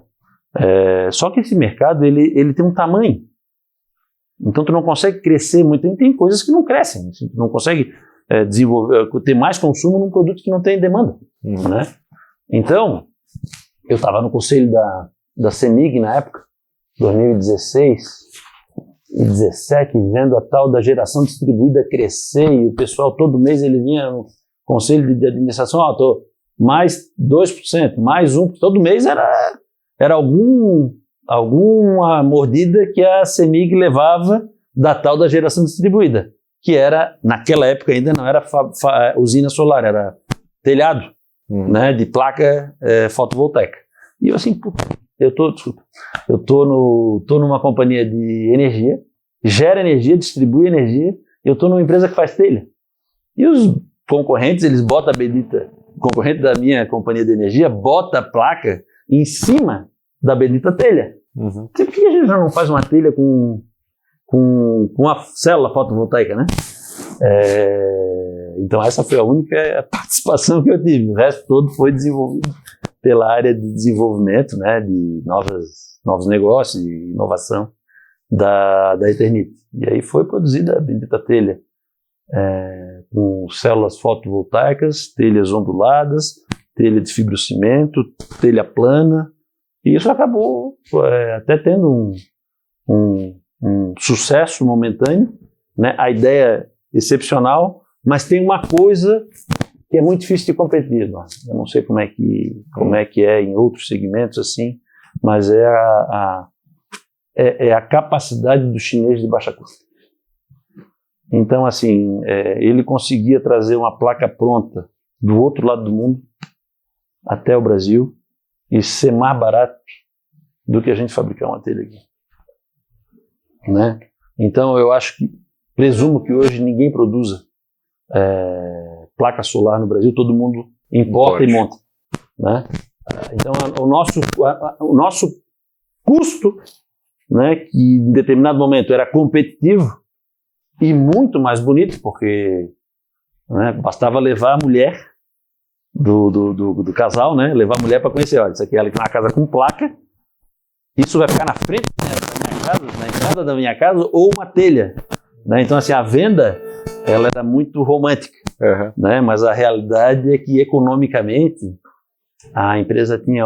Isso tudo eu estou falando pós a minha saída, eu saí em 2023, mas eu continuo mantendo contato com o pessoal lá, né? Graças a Deus, em todas as empresas aí, eu tentei manter uma porta aberta e eles me contam, né, que hoje o novo negócio da Eternit é a placa estrutural. São as placas de construção, placas construtivas. Hoje em dia, as construtoras dos programas de habitação social, né, popular, elas já constroem meio que nem aquela impressora, né? Elas já têm um padrão e elas fazem uma velocidade muito rápida. As que não usam esse tipo de modo construtivo, elas têm a possibilidade de fazer a infraestrutura e fechamentos. E os fechamentos podem ser com placas construtivas. Então tu chega na parede, a parede pronta. Um Lego, e vai montando. Você monta a casa. É um Lego. E esse é um negócio que mais tem crescido dentro da Eternit, né? Uma empresa que, como você perguntou, e aí, você investe? Eternit, eu tenho lá meus caraminguás ainda investidos nela, né? Porque eu sempre fui acionista das companhias que eu Você participou de conselho? Como conselheiro. Geralmente eu compro antes, vou concorrer, eu já compro, né? E carrego durante todo o período. Pode ser que até que eu aumente a posição, assim, pode ser também que numa necessidade tu tenhas que vender, né? Mas não por vender, por realizar. Claro. E onde é que eu queria chegar nisso? Você está falando conselheiro de administração, né? Uhum. Eu tenho uma luta enorme com os meus colegas, aqueles que eu trabalho em conjunto para eles serem eleitos, que é o seguinte: qual a tua participação na bolsa hoje, no mercado? Ah, não, o meu está todo na renda fixa, assim, então tu não acredita no próprio negócio que tu estás inserido, a tua atividade econômica, né? Porque esse negócio de que o cara é aposentado, ele está ali porque ele quer dar uma prestação, uma contribuição para a sociedade, balela, né? Concordo. A parte mais sensível do corpo humano é o bolso. Concordo. Esse também foi um dos motivos de algumas discórdias que eu tive, quando algumas pessoas que eu ajudei a serem eleitas, por alguma razão, rodízio, o acionista indica um outro nome, pede um assento, né? Estou indicando alguém, legal, gostei, mas... né? E eu digo, olha, não vai dar. Assim, porra, parece que tu tens o poder, né? E tu só tens às vezes, né, a capacidade de convencimento. É um bom nome, uma pessoa que eu já trabalhei, uma pessoa que a gente já trabalhou juntos. Fundamental, uma pessoa correta, uma pessoa honesta, né? Eu tenho uma passagem honesta, não vou contar porque ela é muito curiosa, né? Eu tive com o Lírio. Um dia eu perguntei para ele se ele queria um inteligente, esperto ou um burro e honesto. E ele disse: eu prefiro um burro e honesto. Então tá bom, então a gente vai poder trabalhar junto. O esperto no mau sentido, né? Claro. Inteligente, mas esperto. Claro. Um burro e honesto, ele disse: um burro e honesto. Mas isso que você comentou é muito interessante, porque nos Estados Unidos, quando você vê os livros de assembleia que eles mandam, e até hoje mandam impresso, né? Tem vários que eu ainda recebo impresso até hoje. A gente recebe a cédula da DR depois de acontecer a assembleia pelo correio. É muito louco, mas os livros de assembleia de convocação de várias companhias, eles têm uma página para cada candidato a conselheiro, e tem uma série de dados lá, que o cara já era conselheiro, se ele faltou em alguma reunião no ano passado ou não sei o quê, e um dos dados que aparece lá é quanto dinheiro ele tem investido naquela companhia. Que bom, cara. E aí aparece pro Brasil. Aparece em 3 anos, nos últimos 3 anos... Olha, tá me dando uma excelente informação. Eu vou te pegar esses books que eu recebo, eu te mando para os últimos 3 anos. Eu vou dar a fonte, tá? Quando eu falar, eu vou dar a fonte, tá? Não, tranquilo. Mas eu acho muito interessante, porque tem um cara que foi eleito, sei lá, 4 vezes seguidas, e o cara tinha $20 milhões em ações daquela companhia. Que era, apesar de ser uma baita corporation, é um dinheiro muito relevante para qualquer pessoa. Para qualquer pessoa. E aí quando você está votando, você fala, pô, esse cara, se eu perder dinheiro, com a atuação dele, ele perde mais do que eu. Né? Pô, isso a gente não combinou, hein? Isso a gente não rodou, mas eu adorei a tua complementação. Porque isso é fundamental, pô. Cadê o teu compromisso, né? Quer entrar só com ovo? Não, entra com o bacon. Entra com o corim para fazer o bacon, né? Não que a galinha não sofra para dar o ovo, né, cara? Mas assim, pior é o porco, né? Sem dúvida. Para fazer o bacon. Então assim, eu sou o porco que dá o couro para fazer o bacon. Precisa, né? Tem um ditado americano, não sei se é ditado, mas eu trabalhava em fundo de investimento, e na época, em fundos de investimento se falava muito que era put your money where your mouth is. Então, coloque o seu dinheiro onde a sua boca está. O que você está falando, você está vendendo alguma coisa para mim, então põe o seu dinheiro aí. Isso é uma coisa que eu acho que faz muito sentido. Eu sou acionista da Coclínica. Eu sou acionista da Coclínica, eu comprei antes de entrar. Eu fui convidado. Isso é convicção. Isso é clareza de convicção. Não tem discussão sobre o assunto. Isso é preto no branco. Se você colocou o seu dinheiro lá, você está convicto no que dá para ser feito. Né? E aí, acho que mantendo, na verdade, nesse tema, né, de gestão de turnarounds e crises, e a própria Oncoclínicas é um caso que você olha hoje com um potencial bastante grande, né, de recuperação da situação atual, enfim. Conta um pouquinho para a gente de como é que é a tua visão, enfim, da situação e do processo, a tua leitura. Assim, nesse caso, o que me foi apresentado um cenário da companhia, né? Vou fazer um paralelo, Eduardo, um parênteses, senão eu vou me esquecer. Fique à vontade. O teu sistema, nenhum sistema, garante que o ex-conselheiro acesse aos documentos que foram disponibilizados a ele enquanto conselheiro. Então, conselheiros, façam download de tudo, tá? Isso será uma garantia que vocês poderão provar futuramente alguma coisa que pode lhes ser imputada publicamente, através de veículos supostamente isentos, né, de que você fez ou você não fez, né? Infelizmente, a facilidade do uso do Atlas, por exemplo, tu usa com tanta facilidade a ferramenta que tu faz a pesquisa, tu já acha o que tu quer. Tu não precisa montar uma árvore de arquivos no teu computador para tu guardar, para tu saberes onde é que tu vais achar o documento. Então tu vai lá né, e tu acha. Então assim, eu me habituei a usar os aplicativos, né, as plataformas digitais de disponibilização de documentos. E hoje eu não tenho acesso a alguns documentos que seriam fundamentais para eu poder esfregar na cara de algumas pessoas e dizer, olha, como é que foi. Não foi, né? Mas isso está guardado com a companhia. Então fica aqui a minha recomendação. Façam download de toda a documentação que vocês receberem. Pode ser que um dia vocês precisem. Eu não... Mas voltando só para falar que eu não posso fazer merchandising aqui, mas no Atlas tem uma ferramenta que chama Backup do Conselheiro. Então antes de você sair, você aperta lá, vem tudo de todo o período da vida toda. Pra você guardar. Não veio no meu manual. Enfim, essa é uma realidade que eu experimento. Fundamental, né? Isso. De que tá lá, por isso que eu te perguntei hoje, mas todo o acesso e substituição de documento tem rastreamento, né? Que falasse que tem. Então sobre isso eu estou tranquilo. Tá lá. Mas assim, pode refazer a pergunta para mim? Que eu acabei... Aqui a gente estava falando um pouquinho sobre a tua entrada agora na Oncoclínicas como presidente do conselho. E um pouco da tua leitura da situação e por que chamaram o Marcelo Gasparino para essa situação agora e para essa companhia. Uma boa pergunta. Aí tem que perguntar para quem chamou, né? Que foi o Bruno, que é o atual CEO ainda. O mercado de saúde, né? Ele cresceu muito rapidamente, principalmente por consolidações, né? Então a gente vê aí as maiores redes, famosas redes, se consolidarem cada vez mais.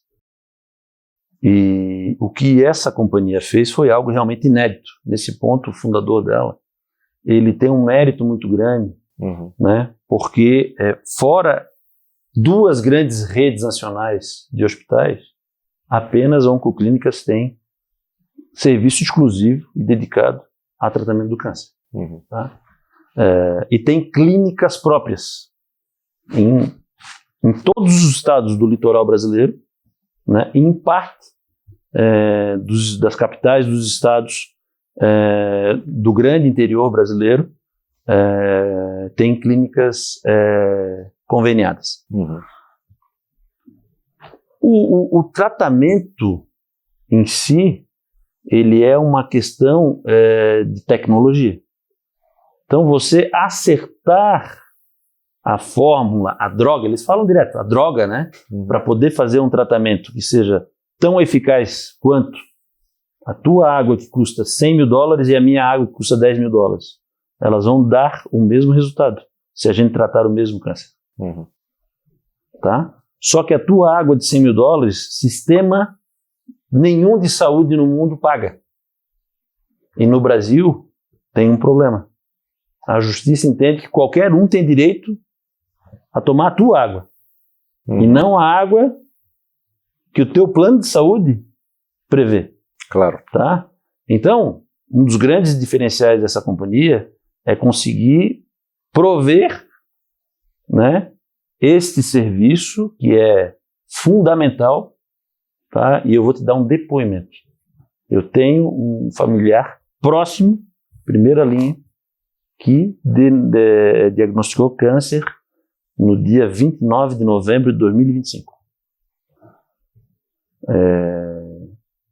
Por uma coincidência muito grande, ele está sendo tratado na Oncoclínicas. E a questão da cura não me cabe aqui entrar no mérito, mas a questão do atendimento, né, que esse familiar está tendo e que eu estou recebendo o retorno através de pessoas que estão acompanhando mais próximos, é muito grande. Então, existe uma qualidade um diferencial no atendimento que essa empresa dá. E ela consegue dar um produto, disponibilizar um produto que é acessível, né, para tratar aquela a moléstia. Infelizmente, a indústria farmacêutica ela é muito forte. Então, o marketing feito para que essa droga seja prescrita, ele é mais forte do que a gente imagina. Claro. Tá entendendo? Então, o que a gente trabalha para padronizar, estandarizar o quanto mais a questão do sistema de atendimento oncoclínicas, né? E ter esse cada vez melhor relacionamento com os planos de saúde, né? Por quê? Porque não está difícil ganhar dinheiro nesse mercado. Por quê? Porque a inflação no Brasil está alta, porque os juros estão muito altos. Então, por mais que você tenha um negócio que tenha um bom retorno, um bom EBITDA, né? Se você tem a alavancagem elevada, você acaba trabalhando para pagar juros. Então, sim, a gente foi convidado para participar de um processo de recuperação financeira, né, e de melhoramento desse sistema, desse complexo sistema que interage com clínicas dentro de hospitais, com clínicas próprias e que atende todos os principais planos de saúde brasileiros. A partir do momento que a gente tiver a gente trouxe agora uma pessoa do mercado muito reconhecida, né? Entrou não somente como CFO, entrou como COO, e ela já teve experiências passadas em 2 companhias que passaram por processo de recuperação judicial e de recuperação extrajudicial, então ela tem uma experiência com renegociação, né? Não é o nosso caso, mas ter essa experiência em reestruturação, reperfilamento de créditos é importante para você, claro, saber como negociar, né? Então, acho que faltava um pouco disso na Oncoclínicas, né? Todo mundo entrou no ritmo do crescimento não inorgânico, através de aquisições, e as aquisições, às vezes, elas destroem valor. Claro. Não porque os negócios não são sinérgicos, porque os sistemas não se conversam. Sim. Né? Porque você tem que padronizar e conseguir ter vantagens administrativas e financeiras, né? Na centralização do serviço, enfim. Então, tudo isso demora um tempo. Eu acho que lá demorou um pouco mais do que eles achavam quando fizeram as aquisições há 3, 4 anos atrás. E por isso a companhia acabou se alavancando, né? Mas, assim, as soluções, elas já estão na mesa. A gente hoje, como eu te falei, né, pude vir para cá porque a nossa reunião de conselho, né, que acontecia a cada 3 meses, com o presidente de conselho estrangeiro. Aí tanto me falam que lá fora, eu estava começando a falar, lá fora é diferente, porque a gente tem um ritmo muito exagerado de reuniões, o conselho é estratégico, então ele tem que participar, 4 reuniões por ano são suficientes. 4 reuniões não é suficiente para você saber o que a sua empresa faz. Se você passar 2 anos numa empresa que faz 4 reuniões por ano, você vai estar voando de A380 a 40 mil pés de altura e tomando decisões lá de cima achando que está tudo muito bom. Enquanto não tiver um grave problema, está tudo muito bom. Né? Eu também acho que é uma falta de memória dos acionistas e até das casas de research de se esquecer daqueles conselheiros que estavam naquelas empresas que estão aí sendo capa de jornal, dando problema de default, dando problema de quebra, pedindo recuperação judicial, pedindo proteção judicial, né? Aqueles conselheiros são os mesmos que estão em outras companhias. Por que eles não tomaram nenhuma atitude? Talvez essa seja uma coisa que ninguém vai poder me acusar ao longo de toda a minha carreira. Eu espero que eu ainda tenha algum tempo de carreira, mas nunca ninguém vai poder me acusar de ter me omitido por uma situação que estava meio que evidente, né? Nessas empresas de capital aberto que tá estourando aí agora, ou que estouraram ano passado, ficou evidente que o pessoal não olhava o caixa da empresa. Claro. Né? Então, assim, essa percepção do estrangeiro, do conselheiro estrangeiro, que ele vem e diz que a gente faz reunião demais, né? No Oncoclínicas a reunião era trimestral, o presidente era um americano, morava nos Estados Unidos, nunca tinha vindo ao Brasil. Pelo menos eu não conhecia ele. Né? Então a gente já fez, eu assumi dia 5 de janeiro, a gente já fez 4 reuniões de conselho. Pô, mas não é demais 4 reuniões em tão pouco tempo? Mas o pessoal que entrou está com garra e quer onboarding, quer fazer a reunião para ser apresentado à empresa. Então a gente está fazendo reunião de apresentação. Se você vai aprofundar um pouquinho, né? Como já dizia o meu professor John Huneman, it's noise in, fingers out, né? Mas para você conseguir botar o narizinho dentro, você tem que estar dentro do negócio para entender o que está acontecendo. Claro. Né? Se você está tão longe ao ponto de se quer saber como é que o negócio funciona, tu presta serviço lá, o teu CSC é aqui, o teu faturamento é em Minas, isso tem que se conversar para chegar no plano de saúde que fica no Rio de Janeiro, né? Acho difícil do cara ser um conselheiro que faça alguma diferença. Ele pode trazer toda a sua bagagem. Tenho enorme admiração por várias pessoas que eu compartilhei o conselho, mas pelas experiências que eles tiveram no passado. Sim. Tá? Tudo é relacionado ao passado glorioso e extremamente meritório, né? Mas hoje, né, no dia a dia, mas vamos fazer uma viagem, vamos para a China, né? Veja bem, China. Né? É verdade, e isso é uma coisa que eu acho que é mais um ponto que eu admiro muito assim na tua história e na forma como você atua, porque aqui no Brasil também tem um pouco essa história de conselheiro ser meio rainha da Inglaterra, né? Especialmente presidente de conselho em muita empresa, é a pessoa mais importante, não necessariamente quem trabalha. E a gente sabe que um presidente de conselho trabalha bastante mais do que um conselheiro, né? Tem muito mais horas sendo colocadas. E tem muita gente que não vai visitar a operação, não conhece, não sabe como é que funciona. Eventualmente, uma vez por mês, 45 dias, vai lá, toma café com todo mundo. E muito diferente, de novo, do que acontece nos Estados Unidos, tem muita empresa aberta que o presidente do conselho, o full-time job dele é ser presidente do conselho de uma companhia. Né? Isso toma tempo, e a gente sabe que tem.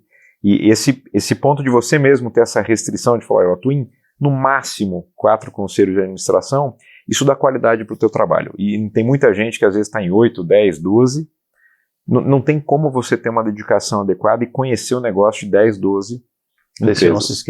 Não se esquece que eu sou de Florianópolis, eu tenho que voltar para lá, eu tenho família, né? E lá a qualidade de vida é muito boa. Então, não tenho dúvida, não tenho dúvida. O melhor de trabalhar é voltar. Então, é verdade. Né, eu vim hoje, da manhã eu vou pro Rio, quarta noite eu tô chegando lá, né? Excelente. É isso, essa é a minha dinâmica, meu dia a dia, minha semana. Não, muito bacana. Tô esquecido de semana que eu não viajei na minha carreira. Né? Talvez aí 31, talvez a primeira semana do ano, mas depois vai sem parar. Tá de avião em avião. De avião em avião. Eu acho que só pra gente encerrar aqui, Marcelo, tem algumas coisinhas que eu queria ouvir um pouco de você também. Então acho que primeiro ver um pouco da tua visão de, primeiro, se a governança do Brasil está evoluindo, se a gente for pensar talvez na última década, o que você acha que mudou, que fez diferença e para onde que a gente está indo?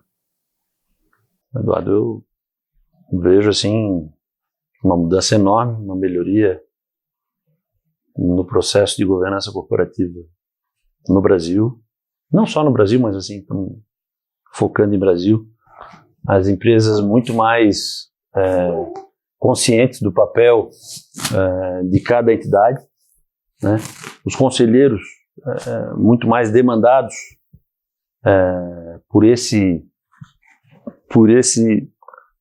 trabalho que a gente se propõe a participar. As estatais hoje no Brasil de capital aberto, elas são exemplos. Eu fui conselheiro da Petrobras, e eu fui conselheiro do Banco do Brasil. E fui conselheiro da Eletrobras na época passada de estatal. A diferença é gritante da Eletrobras 2016, 2015, 2014, 2013, né, para a Petrobras 2020, quando eu entrei na Petrobras. Para o Banco do Brasil 2023, quando eu entrei no Banco do Brasil. Problemas vão existir sempre. E problema não é vantagem de empresa estatal, muito pelo contrário. Os últimos eventos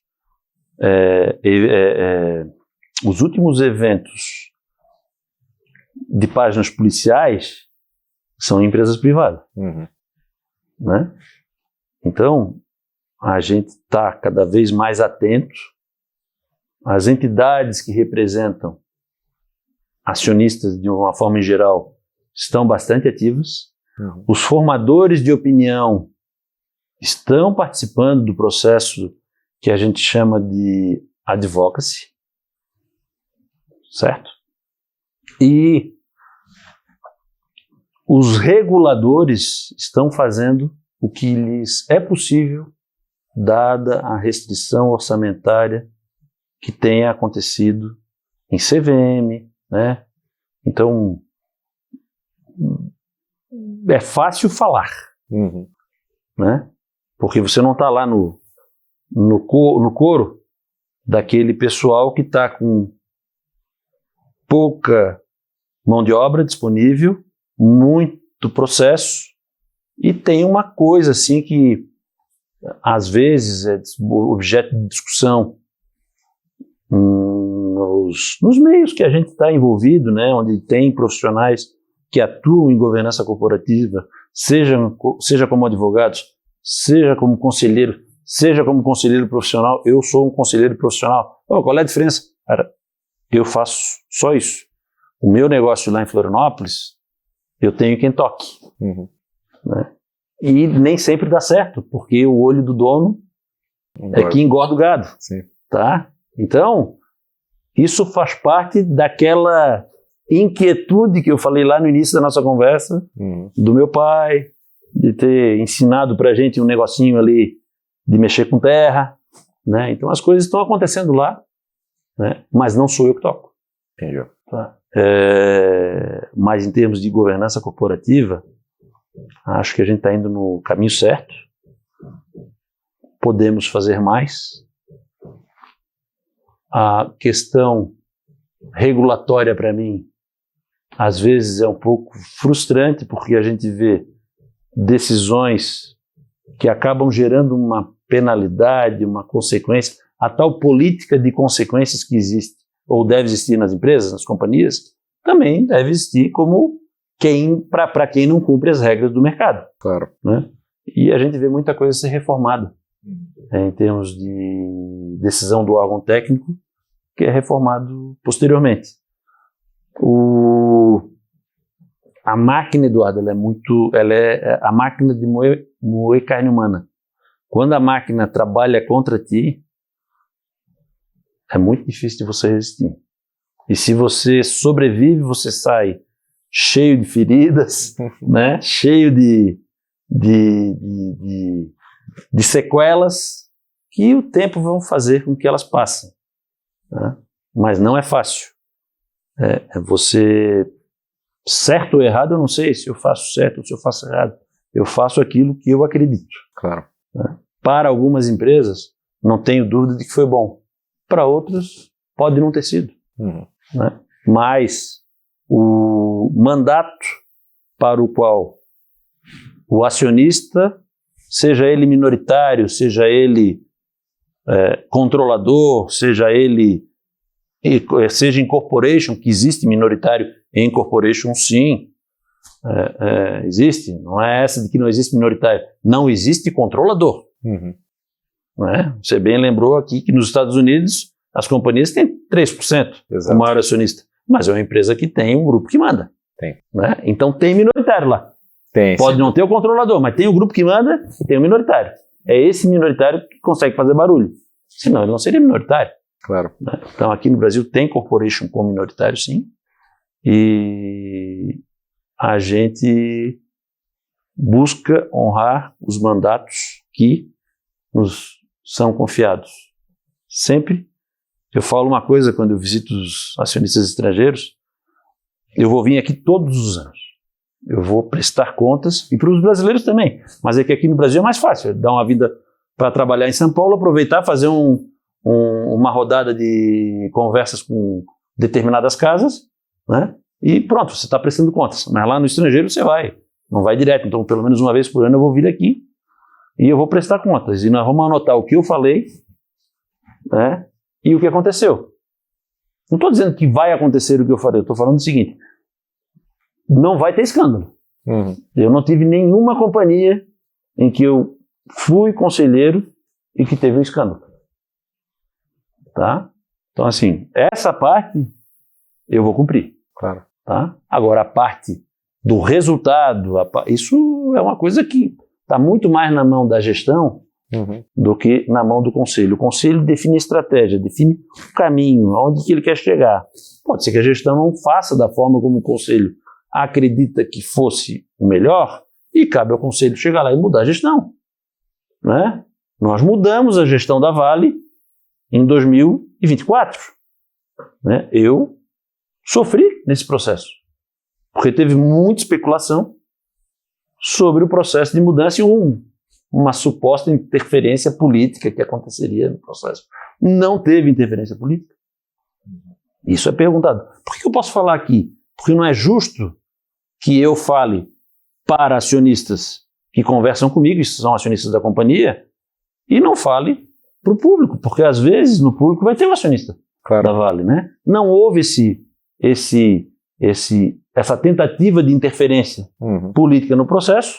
A gente lutou para fazer o processo, porque houve forças internas que lutaram para se manter, né?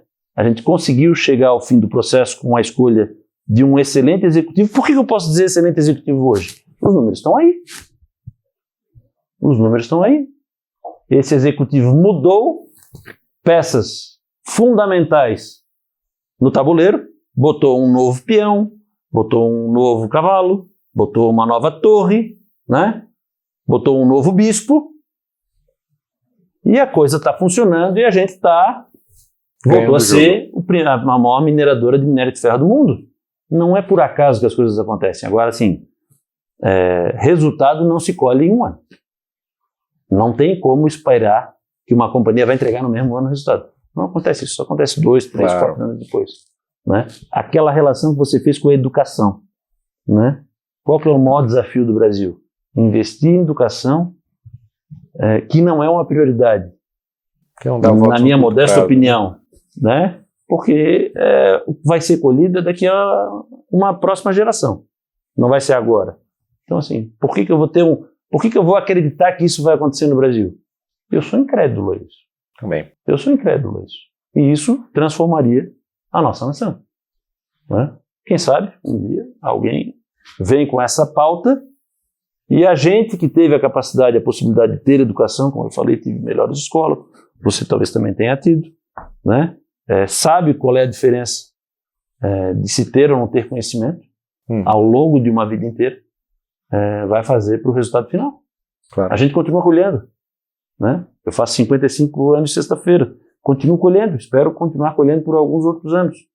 Né? Quando eu não puder mais colher, vou pescar berbigão, vou catar berbigão lá em Florianópolis, né? A minha ilha maravilhosa. Não, e eu tenho certeza que você tem aí boas décadas pela frente atuando em conselho, mas uma outra coisa que eu gostaria de saber, assim, talvez pensando em hoje, porque você já até comentou en passant aqui na entrevista, mas também pensando um pouco em futuro, qual é o legado que você já deixou hoje, o que você espera deixar nessa tua jornada pela governança aí das maiores companhias do país? Cara, Eduardo, a gente não faz algo pensando nisso. Pelo menos eu não faço algo, eu vou fazer algo porque eu sei que eu vou deixar um legado. Né? Mas eu sei que eu já fiz algumas coisas que me orgulham. Né? Tu fizesse essa pergunta para mim, aí eu fiz a colinha, né? Dentro da governança corporativa, foi na hora aqui, né, de falar, se eu fizer a anotação. Eu ajudei a criar o Núcleo Santa Catarina do IBGC em 2010. Eu ajudei a criar o movimento Grupo de Governança Corporativa em 2013. Depois a gente criou o capítulo Santa Catarina do IBGC em 2014. Eu fui o primeiro coordenador geral. Eu aceitei assumir o Conselho de Administração da Eletrobras em dezembro de 2022. Data em que foi aprovada a medida provisória 579, que destruiu o setor elétrico brasileiro. Está se recuperando algumas empresas até hoje, ainda tem rescaldos daquele malfadado movimento. Eu ajudei a transformar a representatividade de alguns acionistas de 4 assentos para 20 assentos em companhias investidas, eu acho que isso aqui eu já falei.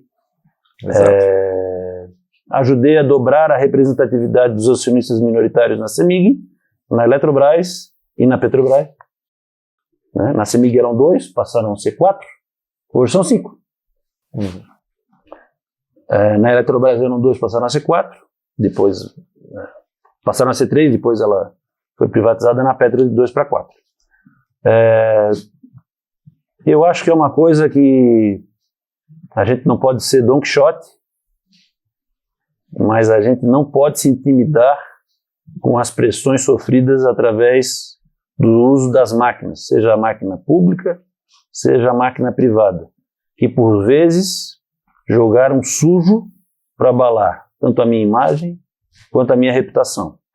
Isso foram jogos muito difícil de sobreviver a esse tipo de situação.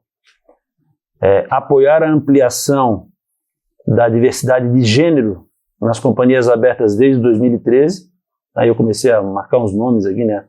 A Thelma Mesia, Patrícia Stierli, Luiz Barsi, a Rachel Maia, a Heloísa Bedix, todas elas, óbvio, tinham vida própria, né? Mas foram mulheres, a Adriana Solé, a Jandaraci Araújo, a Patrícia Bentes, todas elas foram nomes que eu sugeri para acionistas, olha, profissionais aí que o mercado está pedindo por diversidade, e esses profissionais elas vão fazer diferença nos conselhos, tá? Então acho legal isso. Abrir um canal direto de comunicação entre o conselheiro e os maiores gestores globais. Então, esse roadshow que eu faço todos os anos, desde 2012, e curiosamente tem casas que dizem até hoje você é o único que veio aqui, é algo que permite a eles ouvir uma opinião que geralmente eles só escutam do management. Né? E o acionista quer ter acesso ao conselheiro, claro. Quer ter acesso ao conselho, né? E isso é algo que inclusive me faz compreender algumas formas de pensamento, compreender muito conservadorismo por parte desses acionistas, né? A maioria deles são acionistas passivos, né? Acionistas que não querem e nem podem participar do processo de indicação. Então eles já dependem que algum acionista brasileiro escolha algum nome que passe pela peneira. Claro. Né? Então não adianta lançar qualquer nome hoje em dia. Né? A disputa, tem muito mais gente. Tem gente vendendo fantasia o tempo todo no LinkedIn, no Instagram. Fantasia. O que vendem é fantasia. Né? Não é uma entidade que vai fazer com que você seja conselheiro. Né? É um acionista que vem a lhe indicar, ou pela sua experiência, sua carreira profissional, as próprias companhias que vão, através de headhunter, procurar profissionais que tiveram carreira como executivo e buscaram formação para deixar de ser executivo e passar a ser conselheiro, porque tem conselheiro que nunca deixou de ser executivo. Sim. Né? Quer continuar não é pouco, metendo o bedelho onde não deve. Claro. Tá? Então, é um mundo dinâmico. Não ia deixar de explorar a dificuldade técnica que nós tivemos de mais de 1 hora para começar esse bate-papo. Entrevista que nada, que eu não sei dar entrevista. Né? Eu sei conversar sobre o que me é perguntado. Mas assim é nas empresas. A gente está tudo certinho, mas daqui a pouco alguma coisa acontece e você tem que estar lá. Então o conselheiro, ele é 7/24. Ou 24/7. Né? Porque o telefone pode bater às vezes de madrugada. Sim. Né? Como aconteceu agora 2 semanas atrás na questão da Vale. Né? Importante também afirmar que a gente tem responsabilidade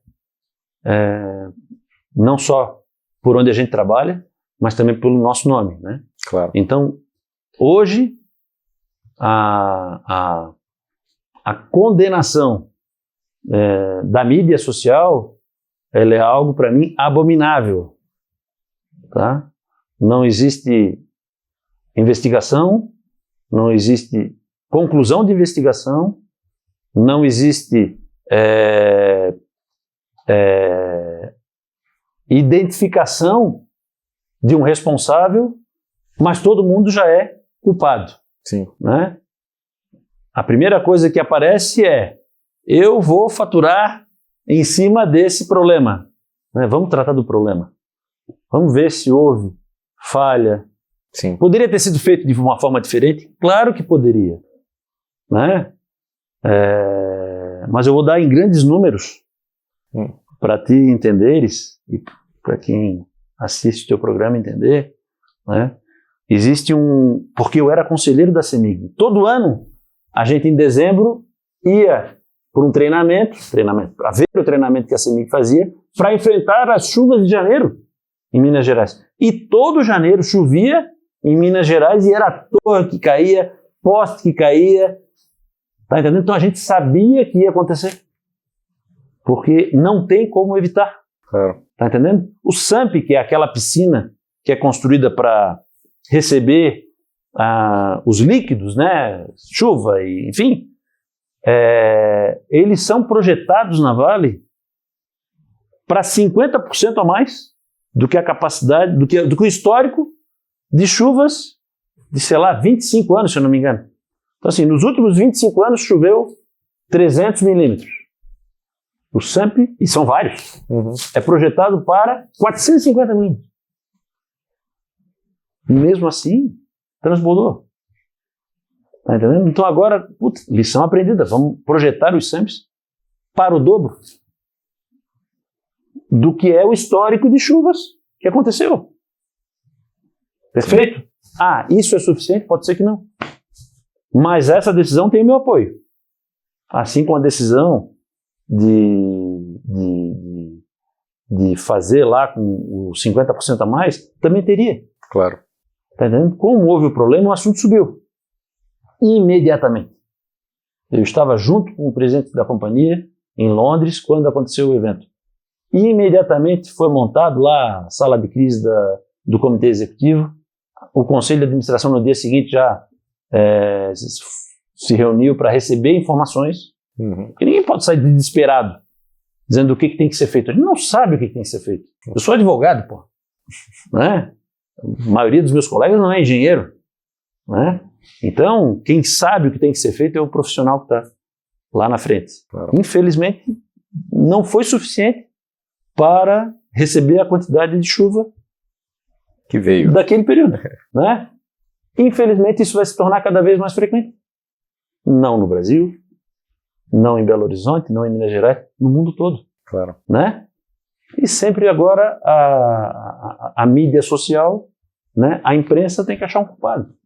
Então, essa criminalização da atividade econômica, ela é perigosa.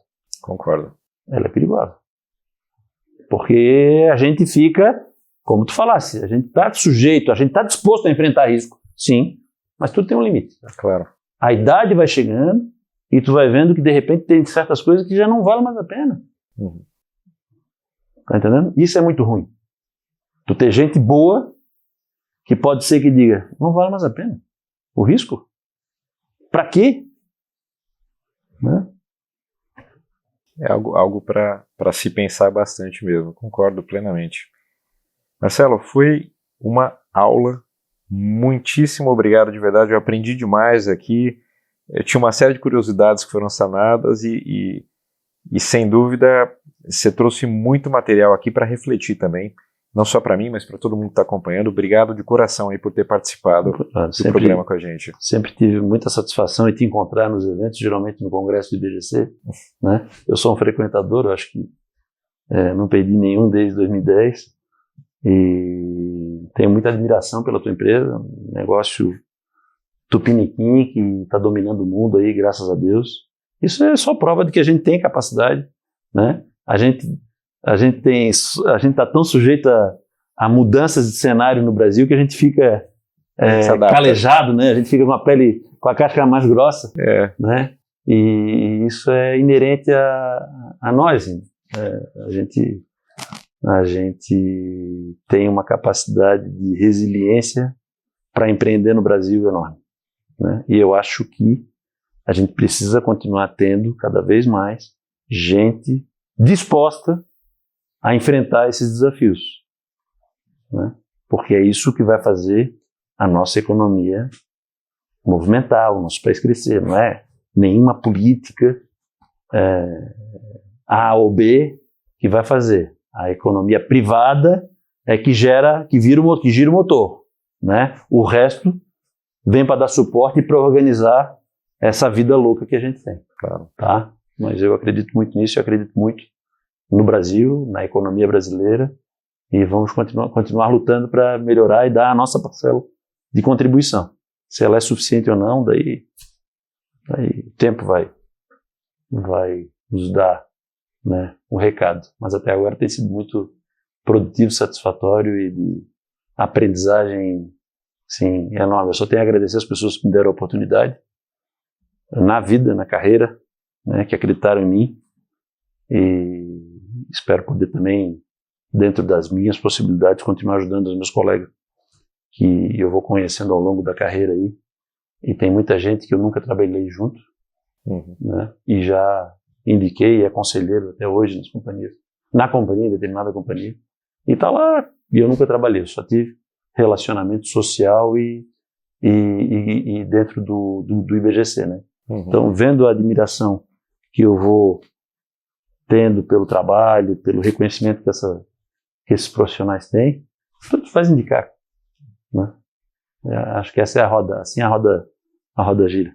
Muito bacana. Muito obrigado. Valeu, meu amigo. Obrigado pela tua atenção também, por esse convite de participar dessa conversa tão focada, né, naquilo que eu quase me esqueci da família, mas eu vou me corrigir. Perfeito.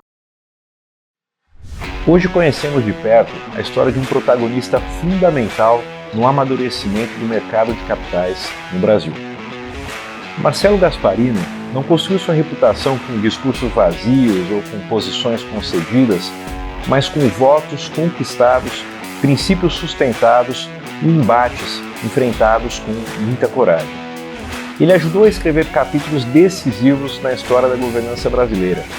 Transformou assembleias em arenas de representação real, enfrentou estruturas de poder consolidadas, elevou o padrão de atuação dos conselhos e mostrou que acionistas minoritários não precisam mais se contentar com o papel de figurantes.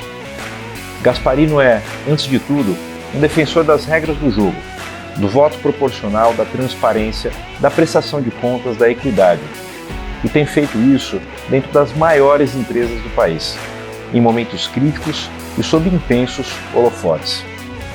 Sua trajetória prova que é possível e necessário ocupar o centro das decisões com técnica, com ética e com independência. Marcelo Gasparino não apenas participou da evolução da governança no Brasil, ele ajudou a provocá-la.